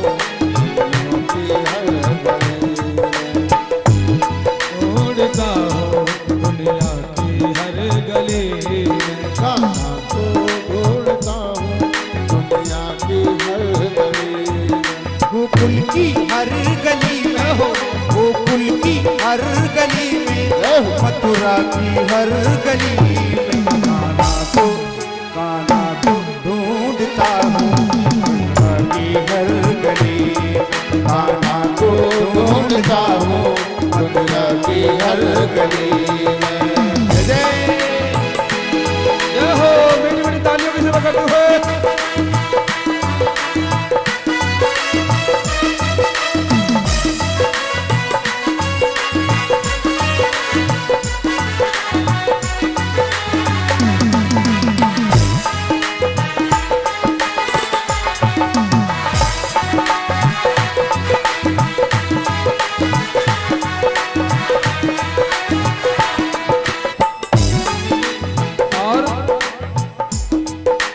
गोकुल गया तो सोचा माखन चुरात होगा, गोकुल गया तो सोचा माखन चुराता होगा, गोकुल गया तो सोचा माखन चुरात होगा, गोकुल गया तो सोचा माखन चुराता होगा, या फिर कदम के नीचे बंसी बजाता होगा, या फिर कदम के नीचे बंसी बजाता होगा, या फिर कदम के नीचे बंसी बजाता होगा, या फिर कदम के नीचे बंसी बजाता होगा। गुजरी की हर गली में, ग्वालिन की हर गली में, गुजरी की हर गली में, ग्वालिन की हर गली में, ऐसे नहीं, हाथ उठा करके दोनों, कान्हा को कान्हा को कान्हा को ढूंढता हूँ दुनिया की हर गली में, कान्हा को ढूंढता हूँ दुनिया की हर गली में। जय हो, जय जय।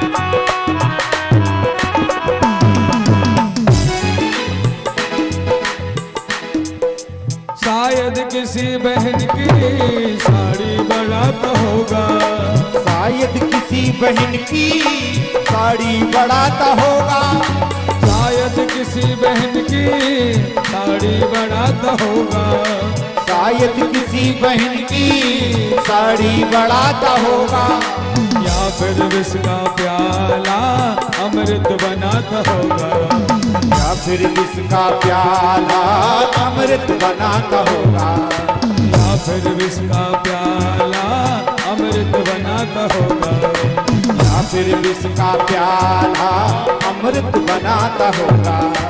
शायद किसी बहन की साड़ी बनाता होगा, या फिर विष का प्याला अमृत बनाता होगा। भगवान कहाँ मिलते हैं? भक्तों की हर गली में, प्रेमी की हर गली में, भक्तों की हर गली में, प्रेमी की हर गली में, कान्हा को जय कान्हा को ढूंढता हूँ दुनिया की हर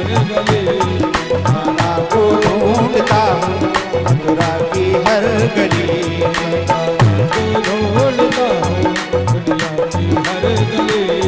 गाना को ढूंढता हूँ दुनिया की हर गली। जय हो आनंद कंद भगवान, जय हो।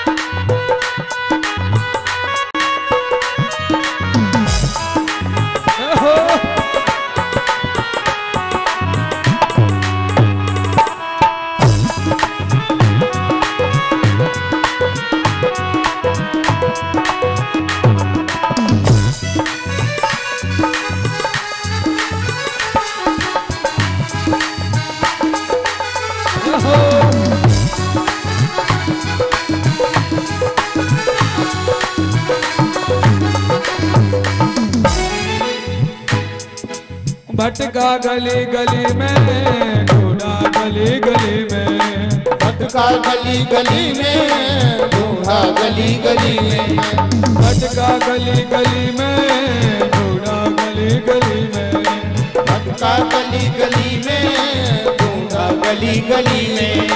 मुझको मिला कन्हैया दिल वालों की गली में, मुझको मिला कन्हैया दिल वालों की गली में, मुझको मिला कन्हैया दिल वालों की गली में, मुझको मिला कन्हैया दिल वालों की गली में।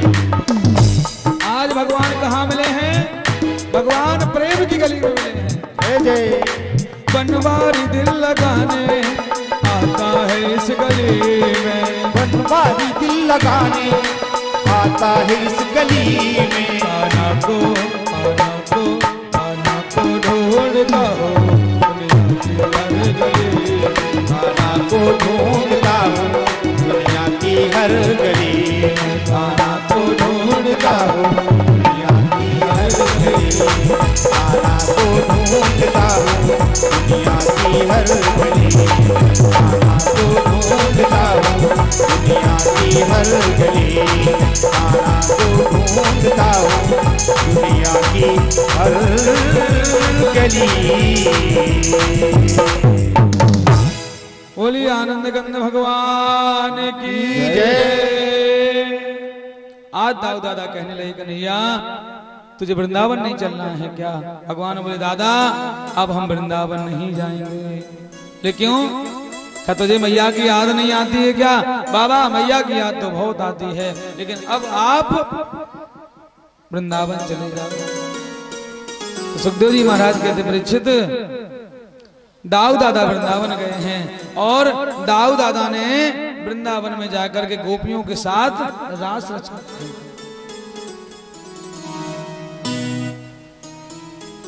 प्रमाण क्या है कि जो वृंदावन गए होंगे बिहारी जी, उन्होंने देखा होगा, यमुना जी को देखा होगा कि यमुना जी वृंदावन जब आई हैं, शेरगढ़ से वृंदावन आई हैं, तो यमुना जी आज भी टेढ़ी बह रही हैं। टेढ़ी कैसे? कि जब दाऊ दादा रास रचा रहे थे उतने में गोपियों को प्यास लगी। गोपियां बोली दादा हमें प्यास लगी है। भगवान बोले अभी लाते हैं, चल। आज दाऊ दादा बोले ए यमुना यहाँ आओ। यमुना महारानी बोली वाह महाराज, ऐसे हम सबके बुलाने से घर घर पानी पिलाने जाएंगे तो हमारा तो काम हो गया। आज जब यमुना नहीं आई, दाऊ दादा को क्रोध आया। दाऊ दादा ने अपना हल लिया और जैसे ही यमुना जी को खींचा, यमुना जी खड़ी होंगी, सरकार क्षमा करो, आपने ही तो मर्यादा बनाई है और आप ही हमारी मर्यादा तोड़ रहे हो। अगर सबके कहने से हम घर घर जाएंगे तो फिर कैसे काम चलेगा? तो दाऊ दादा के बल के प्रताप से आज भी यमुना जी, जब दाऊ दादा ने खींचा तो टेढ़ी बह रही हैं। वो आज भी यमुना जी शेरगढ़ से निकलेगी तो महाराज टेढ़ी बह करके वृंदावन आ रही हैं। ये दाऊ दादा ने खींच दिया था जल से, और वही दाऊ दादा वृंदावन में कारे दाऊ जी के नाम से विराजमान हो गए हैं। जब बिहारी दर्शन करने जाते हैं तो जब निकल बिहारी जी के मंदिर से बाहर निकलेंगे तो राधा वल्लभ के लिए जब जाएंगे तो एक कारे दाऊ जी का मंदिर है, वही दाऊ दादा ने रास रचाया था।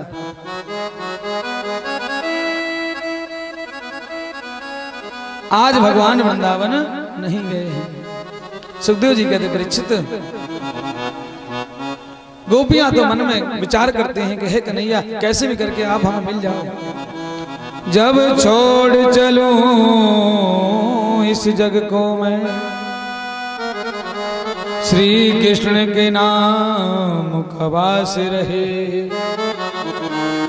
फिर स्वर्ग मिले चाहे नरक मिले, बस दिल में हरि का वास रहे। चाहे स्वर्ग मिले चाहे नरक मिले, लेकिन हृदय में हरि का हमें वास होना चाहिए। बस नित भांति झांकी देखा करो, और ही मन में तुम ध्याता रहो। ऐसा सलोने सांवरिया, तुम यो ही हमें मुस्काते रहो। आज भगवान वृंदावन नहीं गए हैं। सुखदेव जी कहते परीक्षित, पांडवों ने राजसूय किया है। पांडवों ने खबर भेजी है, आज भगवान पांडवों से मिलने गए। बोले महाराज हम राजसूय कर रहे हैं। बोले क्या तुमने सभी राजाओं को जीत लिया है क्या? बोले महाराज सभी को तो नहीं जीता है, अभी एक राजा बकाया है। बोले कौन? बोले जरासंध बकाया है। मैंने जरासंध को अभी नहीं जीता है। तो बोले बिना जरासंध के जीते हुए तुम कैसे यज्ञ कर सकते हो? बोले चलो जरासंध युद्ध करने के लिए चलते हैं। बोले महाराज कैसे? बोले सभी ब्राह्मण का भेष बना लो और जरासंध से भिक्षा मांगने चलते हैं और भिक्षा में युद्ध मांगेंगे। आज भगवान ने अर्जुन को लिया है, भीम को लिया है, और भगवान खुद ब्राह्मण बनकर के जरासंध के दरवाजे पे भीख मांगने पहुंच गए हैं। क्यों? क्योंकि जिस दिन से भगवान द्वारकाधीश को जरासंध ने हराया है, उस दिन से जरासंध द्वारका ब्राह्मणों का भक्त बन गया है कि ब्राह्मणों तुमने बड़ी कृपा की है जो मैं द्वारकाधीश से युद्ध में विजयी हुआ हूं।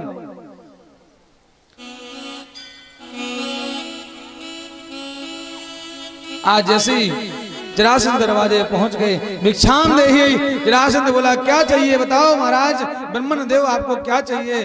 तो आज सभी कहने लगे महाराज हमें युद्ध चाहिए। जैसे ही युद्ध कहा जरासंध बोला तुम ब्राह्मण नहीं हो सकते हो। बोले क्यों? बोले ब्राह्मण जो होगा वो कभी युद्ध नहीं मांग सकता है। तुम ब्राह्मण नहीं हो, तुम क्षत्रिय हो। और सुनो कन्हैया छलिया, तुम हमें छलने आए हो। सुनो कन्हैया मैं तुमसे युद्ध नहीं करूंगा। क्यों? क्योंकि तुम मुझसे युद्ध में हारे हो, और हारे हुए इस जरासंध युद्ध नहीं करता है। अब अर्जुन की ओर देखा, सुनो अर्जुन मैं तुमसे भी युद्ध नहीं करूंगा, इसलिए क्योंकि तुम मुझसे छोटे हो और मैं छोटों से युद्ध नहीं करता हूं। और जब भीम की तरफ देखा बोले हाँ मैं भीम से कर सकता हूं। तो ठीक है बोले भीम से। तो जरासंध ने आज रहने की व्यवस्था कर दी है। सूर्योदय में युद्ध चालू होता है और सूर्य अस्त में महाराज युद्ध विराम हो जाता है। देखो कितना धर्म का युद्ध हो रहा है। जरासंध प्रातःकालीन वेला से युद्ध चालू हो जाता है। जैसे युद्ध समाप्त होता है शाम को जरासंध सेवा करने के लिए आता है। क्यों? क्योंकि आप मेरे घर आए हो, अभी तुम आप मेरे अतिथि हो। अतिथि सम्मान करता है, सेवा करता है। ऐसे ही महाराज कई दिन हो गए युद्ध करते करते, 27 दिन बीत गए। एक दिन भीम बोले महाराज क्या मरवा के छोड़ोगे क्या? बोले क्यों? बोले आप तो चुपचाप खड़े हो जाते हो, जब जरासंध गधा मेरे पीठ पे पड़ता है तो मेरे प्राण निकलते हैं। कैसे भी करके महाराज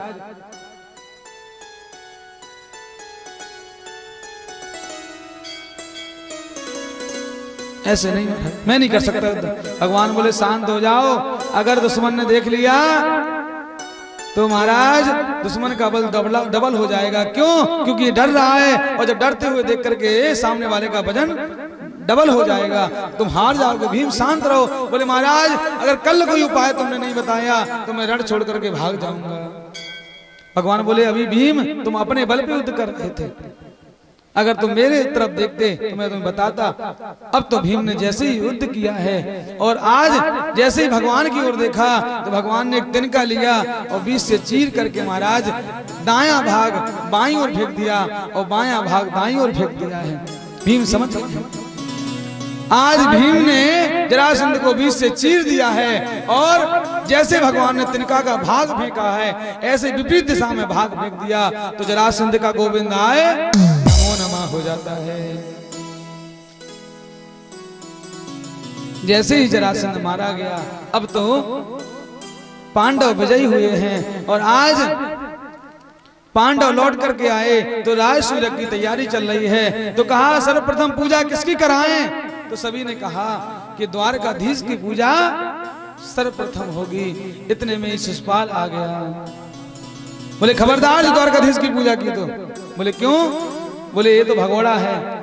अरे भैया गुस्सा तो पहले से ही बैठा था, क्यों? विवाह करने गया था खुद का और जो डोला लेकर के दुल्हन के लिए गया था उस डोले में जरा शिशुपाल खुद बैठ करके रोते हुए आया था। तो महाराज क्रोध में था कि हमारी बहू रानी लेकर भाग गए तुम। अब तो शिशुपाल ने भगवान को गाली देना चालू कर दिया। एक दी, दो दी, तीन दी, चार दी, महाराज देते देते गाली। आज जैसे ही गाली 99 पहुंची हैं, भगवान ने कहा शिशुपाल खबरदार, अगर अब तुमने गाली दी तो मैं तुम्हारा वध कर दूंगा। आज शिशुपाल नहीं माना। जैसे ही 100 गाली हुई भगवान ने चक्र सुदर्शन को आदेश दिया, शिशुपाल का वध कर दिया है। कहने का मतलब अति सर्वत्र वर्जयेत्। अगर अति करोगे तो महाराज तुम्हें दंड तो मिलेगा ही। सुखदेव जी कहते परीक्षित तुम्हें पता है इसी में द्रौपदी महाराज दुर्योधन को देख करके हंस पड़ी थी कि अंधे के तो अंधे ही होते हैं। कितना भाई भाई में प्रेम था, लेकिन थोड़ी सी गलती से महाराज महाभारत युद्ध हो गया। यही होता है, घर की माताएं छोटी सी गलती कर देती हैं और घर में महाराज दीवार खड़ी हो जाती है। आपने सुना है राजस्थान में एक गांव है, उसमें 2 भाइयों में बड़ा प्रेम था। ऐसा प्रेम नहीं, इतना प्रेम था महाराज कि दोनों भाई एक साथ महाराज खाना खाते थे, एक साथ दोनों भाई बैठते थे।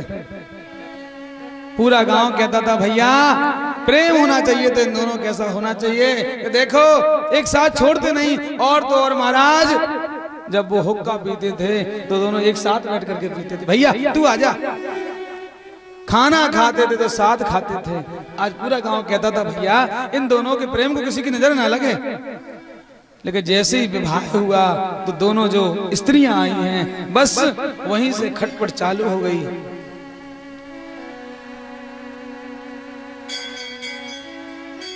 इतना खटपट हो गई महाराज कि दोनों के जो पुत्र हुए हैं महाराज, दोनों पुत्रों की माताओं ने इतना महाराज अपने पुत्रों में विष भर दिया। देखो तुम्हारी चाची ने हमारे संग ऐसा किया है, तुम्हारे चाचा ने हमारे संग ऐसा किया है।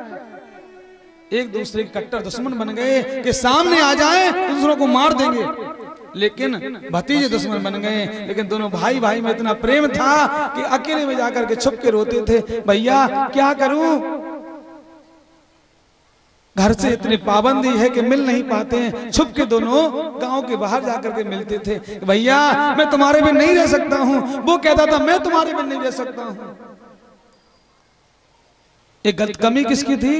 हमारी माताओं की थी। अरे घर में छोटी कोई बात थी तो घर में निपटाते, बच्चों को क्यों ऐसा विष बो दिया? एक दिन क्या हुआ, बड़ा भाई समाप्त हो गया और जैसे ही बड़ा भाई समाप्त हुआ उसके संस्कार के लिए तैयारी हो रही थी। जैसे ही छोटा जाने लगा तो आज बच्चों ने पकड़ लिया, नहीं नहीं तुम नहीं जाओगे ताऊ जी के यहाँ। बोले क्यों? वो मेरे दुश्मन है। अब बेचारा चिल्ला रहा है भैया मुझे जाने दो, मेरा भाई था, अरे उसका आखिरी कार्यक्रम है, मुझे जाने दो। लेकिन नहीं जाने दिया, उठा करके महाराज कमरे में बंद कर दिया छोटे भाई को। आज बेचारा रो रहा है, भैया कैसे साथ साथ हमने बचपन से जीवन काटा है, और आज तू चला गया तो आज मैं तेरे संस्कार में नहीं जा पा रहा हूं। बेचारा रोता रहा, संस्कार हो गया पूरा। संस्कार होने के बाद बच्चों ने सोचा अगर पिताजी को बाहर निकाल देंगे तो ये 13वीं में पहुंच जाएंगे। ऐसा करो 13 दिन तक कमरे में बंद रहने दो, वहीं खाना दो। आज खाना वहीं दे रहा है, बेचारा रो रहा है कि ए भाई क्या करूं इतना। जैसे त्रयोदशी का समय आया उस दिन चिल्ला रहा है कि अरे भैया आज तो बाहर निकाल दो, कम से कम भाई का लास्ट प्रसाद मुझे मिल जाए। लेकिन बच्चों ने एक नहीं सुनी, पूरा गांव ने खा लिया, सब खा गए। जब लास्ट में जो छोटे लोग रह जाते हैं वो भोजन कर रहे थे। अब बच्चों ने सोचा कि अब तो सबका भोजन हो गया है, अब खोल दो, अब कहां जाएंगे। और जैसे ही आज दरवाजा खोला वो भाग के गया, और जहां जिस कहां सेवा करने वाले लोग बैठे थे उन्हीं के बगल में बैठ गया और भोजन करने लगा। एक मोहल्ले के लोगों ने देखा, अरे राम राम, जिसका भाई मरा है आज वो देखो कहां जूते चप्पल में बैठ करके भोजन कर रहा है। आज जाकर बच्चों से डांटा, दुष्ट, जानते हो तुम्हारे चाचा, तुम्हारे पिता तो मर गए हैं, अब तुम्हारे चाचा ही तो पिता हैं, देखो वो कहां भोजन कर रहे हैं। आज सारे बड़े भाई के बेटे आए, चाचा अंदर चलो। नहीं नहीं अंदर नहीं जाऊंगा। क्यों? क्योंकि तुम दोनों भाई एक दूसरे का जान के दुश्मन बने बैठे हो। अरे मेरा भाई चला गया, वो एक नहीं कर पाया, अब तो मैं हाथ जोड़ के निवेदन करता हूं मेरे जीते जी तुम लोग एक हो जाओ, बस यही चाहता हूं। अगर राजमाता ने राज छुपाया न होता तो करण जैसा भाई मारा न जाता, तो करण जैसा भाई मारा न जाता। अगर माता ने राज नहीं छुपाया होता तो वो करण जैसा भाई मारा नहीं जाता। आज वो भतीजे रोने लगे, नहीं नहीं चाचा जो तुम कहोगे मैं तुम्हारी बात मानूंगा। आज दोनों उठे और आज बोले भैया जाओ अपने भैया से क्षमा मांग लो। आज जब दोनों भाई मिले तो आज वो बूढ़ा कह रहा है, आज मैं अगर मर भी जाऊं तो मुझे मरने का गम नहीं है, क्योंकि मेरे दोनों बेटे एक हो गए हैं। भैया जब भाई भाई अलग होते हैं ना, तो एक माँ के जब दो बेटे लड़ते हैं उस माँ के हृदय पे बहुत बड़ा कष्ट कुठार बैठता है कि वो किसकी कह दे कि इस बच्चे से कुछ कह दे, कि इस बच्चे से कुछ कह दे। वो बेचारी कुछ नहीं कह पाती है। दुख कितना उसे ने सहा जिंदगी में, चैन से रहा ना एक पल वो जिंदगी में। दुख कितना उसी ने सहा जिंदगी में, चैन से रहा ना एक पल वो जिंदगी में। घुट घुट के रो रो कर आंसू बहे जिंदगी में, कितना क्या क्या उसने सहा जिंदगी में। ना समाज राजमाता उंगली उठाता तो करण जैसा भाई मारा न जाता, तो करण जैसा भाई मारा न जाता। अगर माँ चाहे, अगर माँ चाहे और माँ अगर अपने बच्चों को संस्कार दे, और अपने देखो घर में कितने झगड़े होते हैं, लेकिन अपने बच्चों को उन झगड़ों में मत मारो कि तुम्हारे चाचा ऐसे हैं। अरे वही चाचा है जो भतीजे को गोदी में लेके घूमता है कि मेरा भतीजा है। ये वही पिता है जो अपने बच्चों को गोदी में लेके घूमता है, और आज वही बच्चे वही चाचा को दुश्मन बना देते हैं। क्यों? क्योंकि हमारे माताएं ऐसा पाठ पढ़ाती हैं। अपना झगड़ा अपने तक सीमित रखो, अपने बच्चों में बोझ ऐसा बीज ना बो कि वो आगे जाकर के एक ना हो पाए। और जानते हो, जब एक लाठी होती है तो वो कमजोर होती है, कोई भी उसको पकड़ के तोड़ देगा। और जब 10 लाठी एक साथ होगी तो कितना भी ताकतवर हो, उन लाठी को तोड़ नहीं सकता है, क्योंकि वो 10 लाठी एक साथ बंधी हैं। जब वो 10 लाठी एक साथ बंधी होंगी तो कोई भी उनको हाथ ही नहीं लगाएगा। आज सुखदेव जी कहते, परीक्षित, द्रौपदी की छोटी सी गलती महाभारत करा बैठी है। दुर्योधन को समतल जमीन में जल दिखा, दुर्योधन ने जैसे ही धोती अपनी उठाई तो जैसे ही घुसे महाराज तो वहां जल नहीं था, और आगे गए तो महाराज वहां जल नहीं दिख रहा था। तो वहां जैसे ही उतरे तो महाराज वहां जल होते हुए दुर्योधन गिर पड़ा है। द्रौपदी को हंसी आ गई। हाँ, अंधे के तो अंधे ही होते हैं।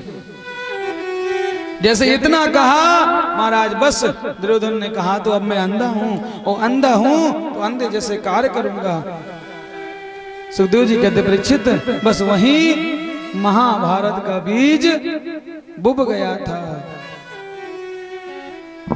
भगवान ने बहुत प्रयास किया, युद्ध ना हो, युद्ध ना हो, लेकिन युद्ध कोई नहीं रोक पाया।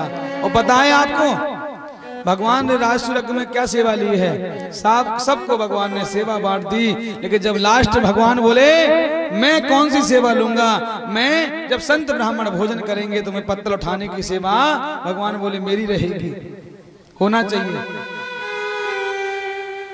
जानते हैं, जो महत्व जानते हैं वो पत्थर उठाने की सेवा ही लेते हैं, क्योंकि यज्ञ कथा भागवत में सारे देवता आते हैं और वो हमारे भंडारे का प्रसाद पाते हैं। चाहे किसी रूप में आए, वो प्रसाद पाने जरूर आते हैं। और सौभाग्य से अगर उस देवता की हमें पत्थर उठाने का सौभाग्य मिल गया तो हमारा जीवन धन्य हो जाएगा।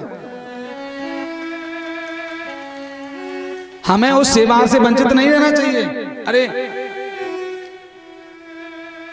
हमने तो देखा है यहाँ के, यहाँ तो भंडारा होता, देखो बुरा मत मानना, जो है सो सत्य है। और बुरा लगे तो भैया कल जाके तो रोटी ज्यादा खा लेना शाम घर में अपने, हैं? और बुरा लगे तो भैया कल तो हमें कथा सुनाना नहीं है, सो आप लोग मुंह फुला के बैठो, तो खूब बैठे रहना, हम नहीं दिखने वाले। हमने यहाँ क्या देखा है, जब भंडारा होता तो व्यवस्था तो कम लोग बनाते हैं, व्यवस्था बिगाड़ते जाता है। अरे मुझे दे दो महाराज, पत्तल मुझे दे दो, ऐसे करके। अरे भैया, ये भंडारा आपका है और आपका ही प्रसाद है, आप सबके लिए बना है, तो आप लोग ऐसे छीना झपटी क्यों करते हैं?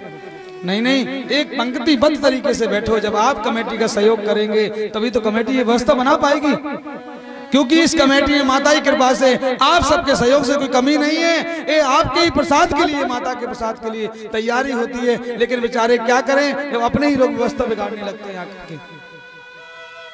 अरे अगर 100 लोग बैठे हैं, थोड़ा सा खड़े हो जाओ, जब ये लोग उठ जाएंगे तो आप लोग अच्छे से प्रसाद पा लीजिए।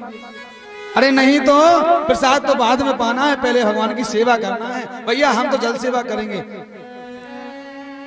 जैसे 10 महिला 20 महिला इकट्ठी होकर के कहें कि नहीं नहीं पानी की सेवा मेरी रहेगी, हम 20 महिला भंडारे में जल परसेंगी सबको, और कोई जल नहीं परसेगा। 10 महिला उठ करके कहें कि नहीं नहीं हम 10 लोग भंडारे में लास्ट में प्रसाद पाएंगे, हमारी सेवा पूरी परसने की रहेगी, किसी की सब्जी परसने की रहेगी। जब ऐसी हमारी व्यवस्था होगी तो कहीं भंडारे में व्यवस्था नहीं हो सकती। जो आएंगे बैठ करके पाएंगे और तसल्ली से माता का प्रसाद पाके अपने घर तक जाएंगे।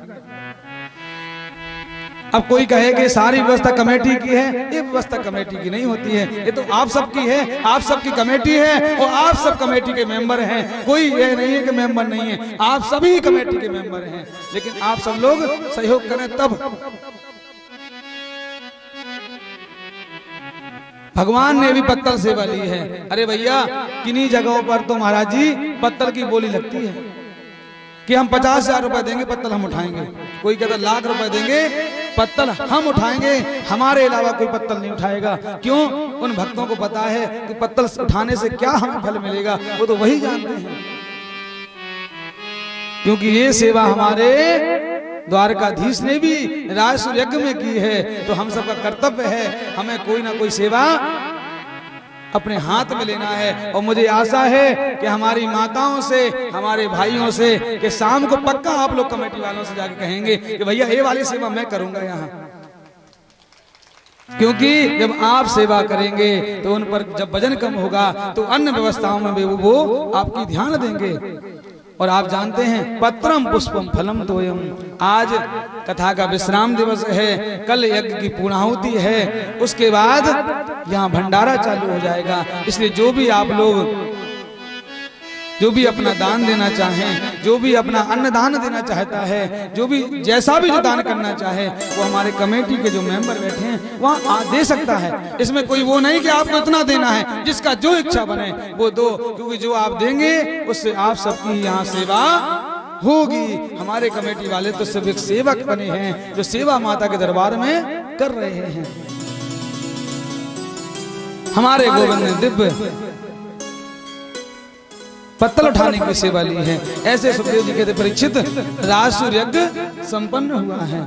बोलिए भक्तवत्सल भगवान की जय। सुखदेव जी कहते परीक्षित जी महाराज ने सुखदेव जी महाराज से पूछा, प्रभु आपने अभी तक हमें दिव्य कथाएं सुनाई हैं, भगवान ने कोई ऐसा भक्त है जिसकी कथा आप हमें श्रवण कराएं। सुखदेव जी महाराज ने कहा, परीक्षित भगवान की गुण गण तो अनंत हैं, तुम्हें क्या सुनना है? बोले महाराज भगवान ने किसी दीनहीन पर कृपा की है क्या? अगर दीनहीन पर कृपा की है तो हमें वो कथा सुनाइए। तो आज सुखदेव जी महाराज भगवान के दीन बंधु सखा की कृपा सुनाते हैं, जिन पर भगवान ने कृपा की है। देखिए भैया, अब आप सभी से माताओं से निवेदन है, हम देखते हैं कि बीच में कोई उठ के जा रहा है, कुछ जिसको जाना है भैया अभी चले जाएं या पीछे उठ करके बैठ जाएं। क्या है ना कि आप सब लोग जब चहल पहल करते हैं, यहाँ से निकलना वहां से निकलना करते हैं, तो कथा में बड़ा विक्षेप होता है। और जो कथा ने श्रवण कराने का जो भाव होता है, वो भाव फिर मन में प्रकट नहीं होता है। इसलिए आप सबसे निवेदन है कि शांति का परिचय दें और कोई यहाँ से सामने से न जाए। जिसको आना है जो भी यहाँ बाद में आए, लेकिन अब सामने कोई नहीं आएगा।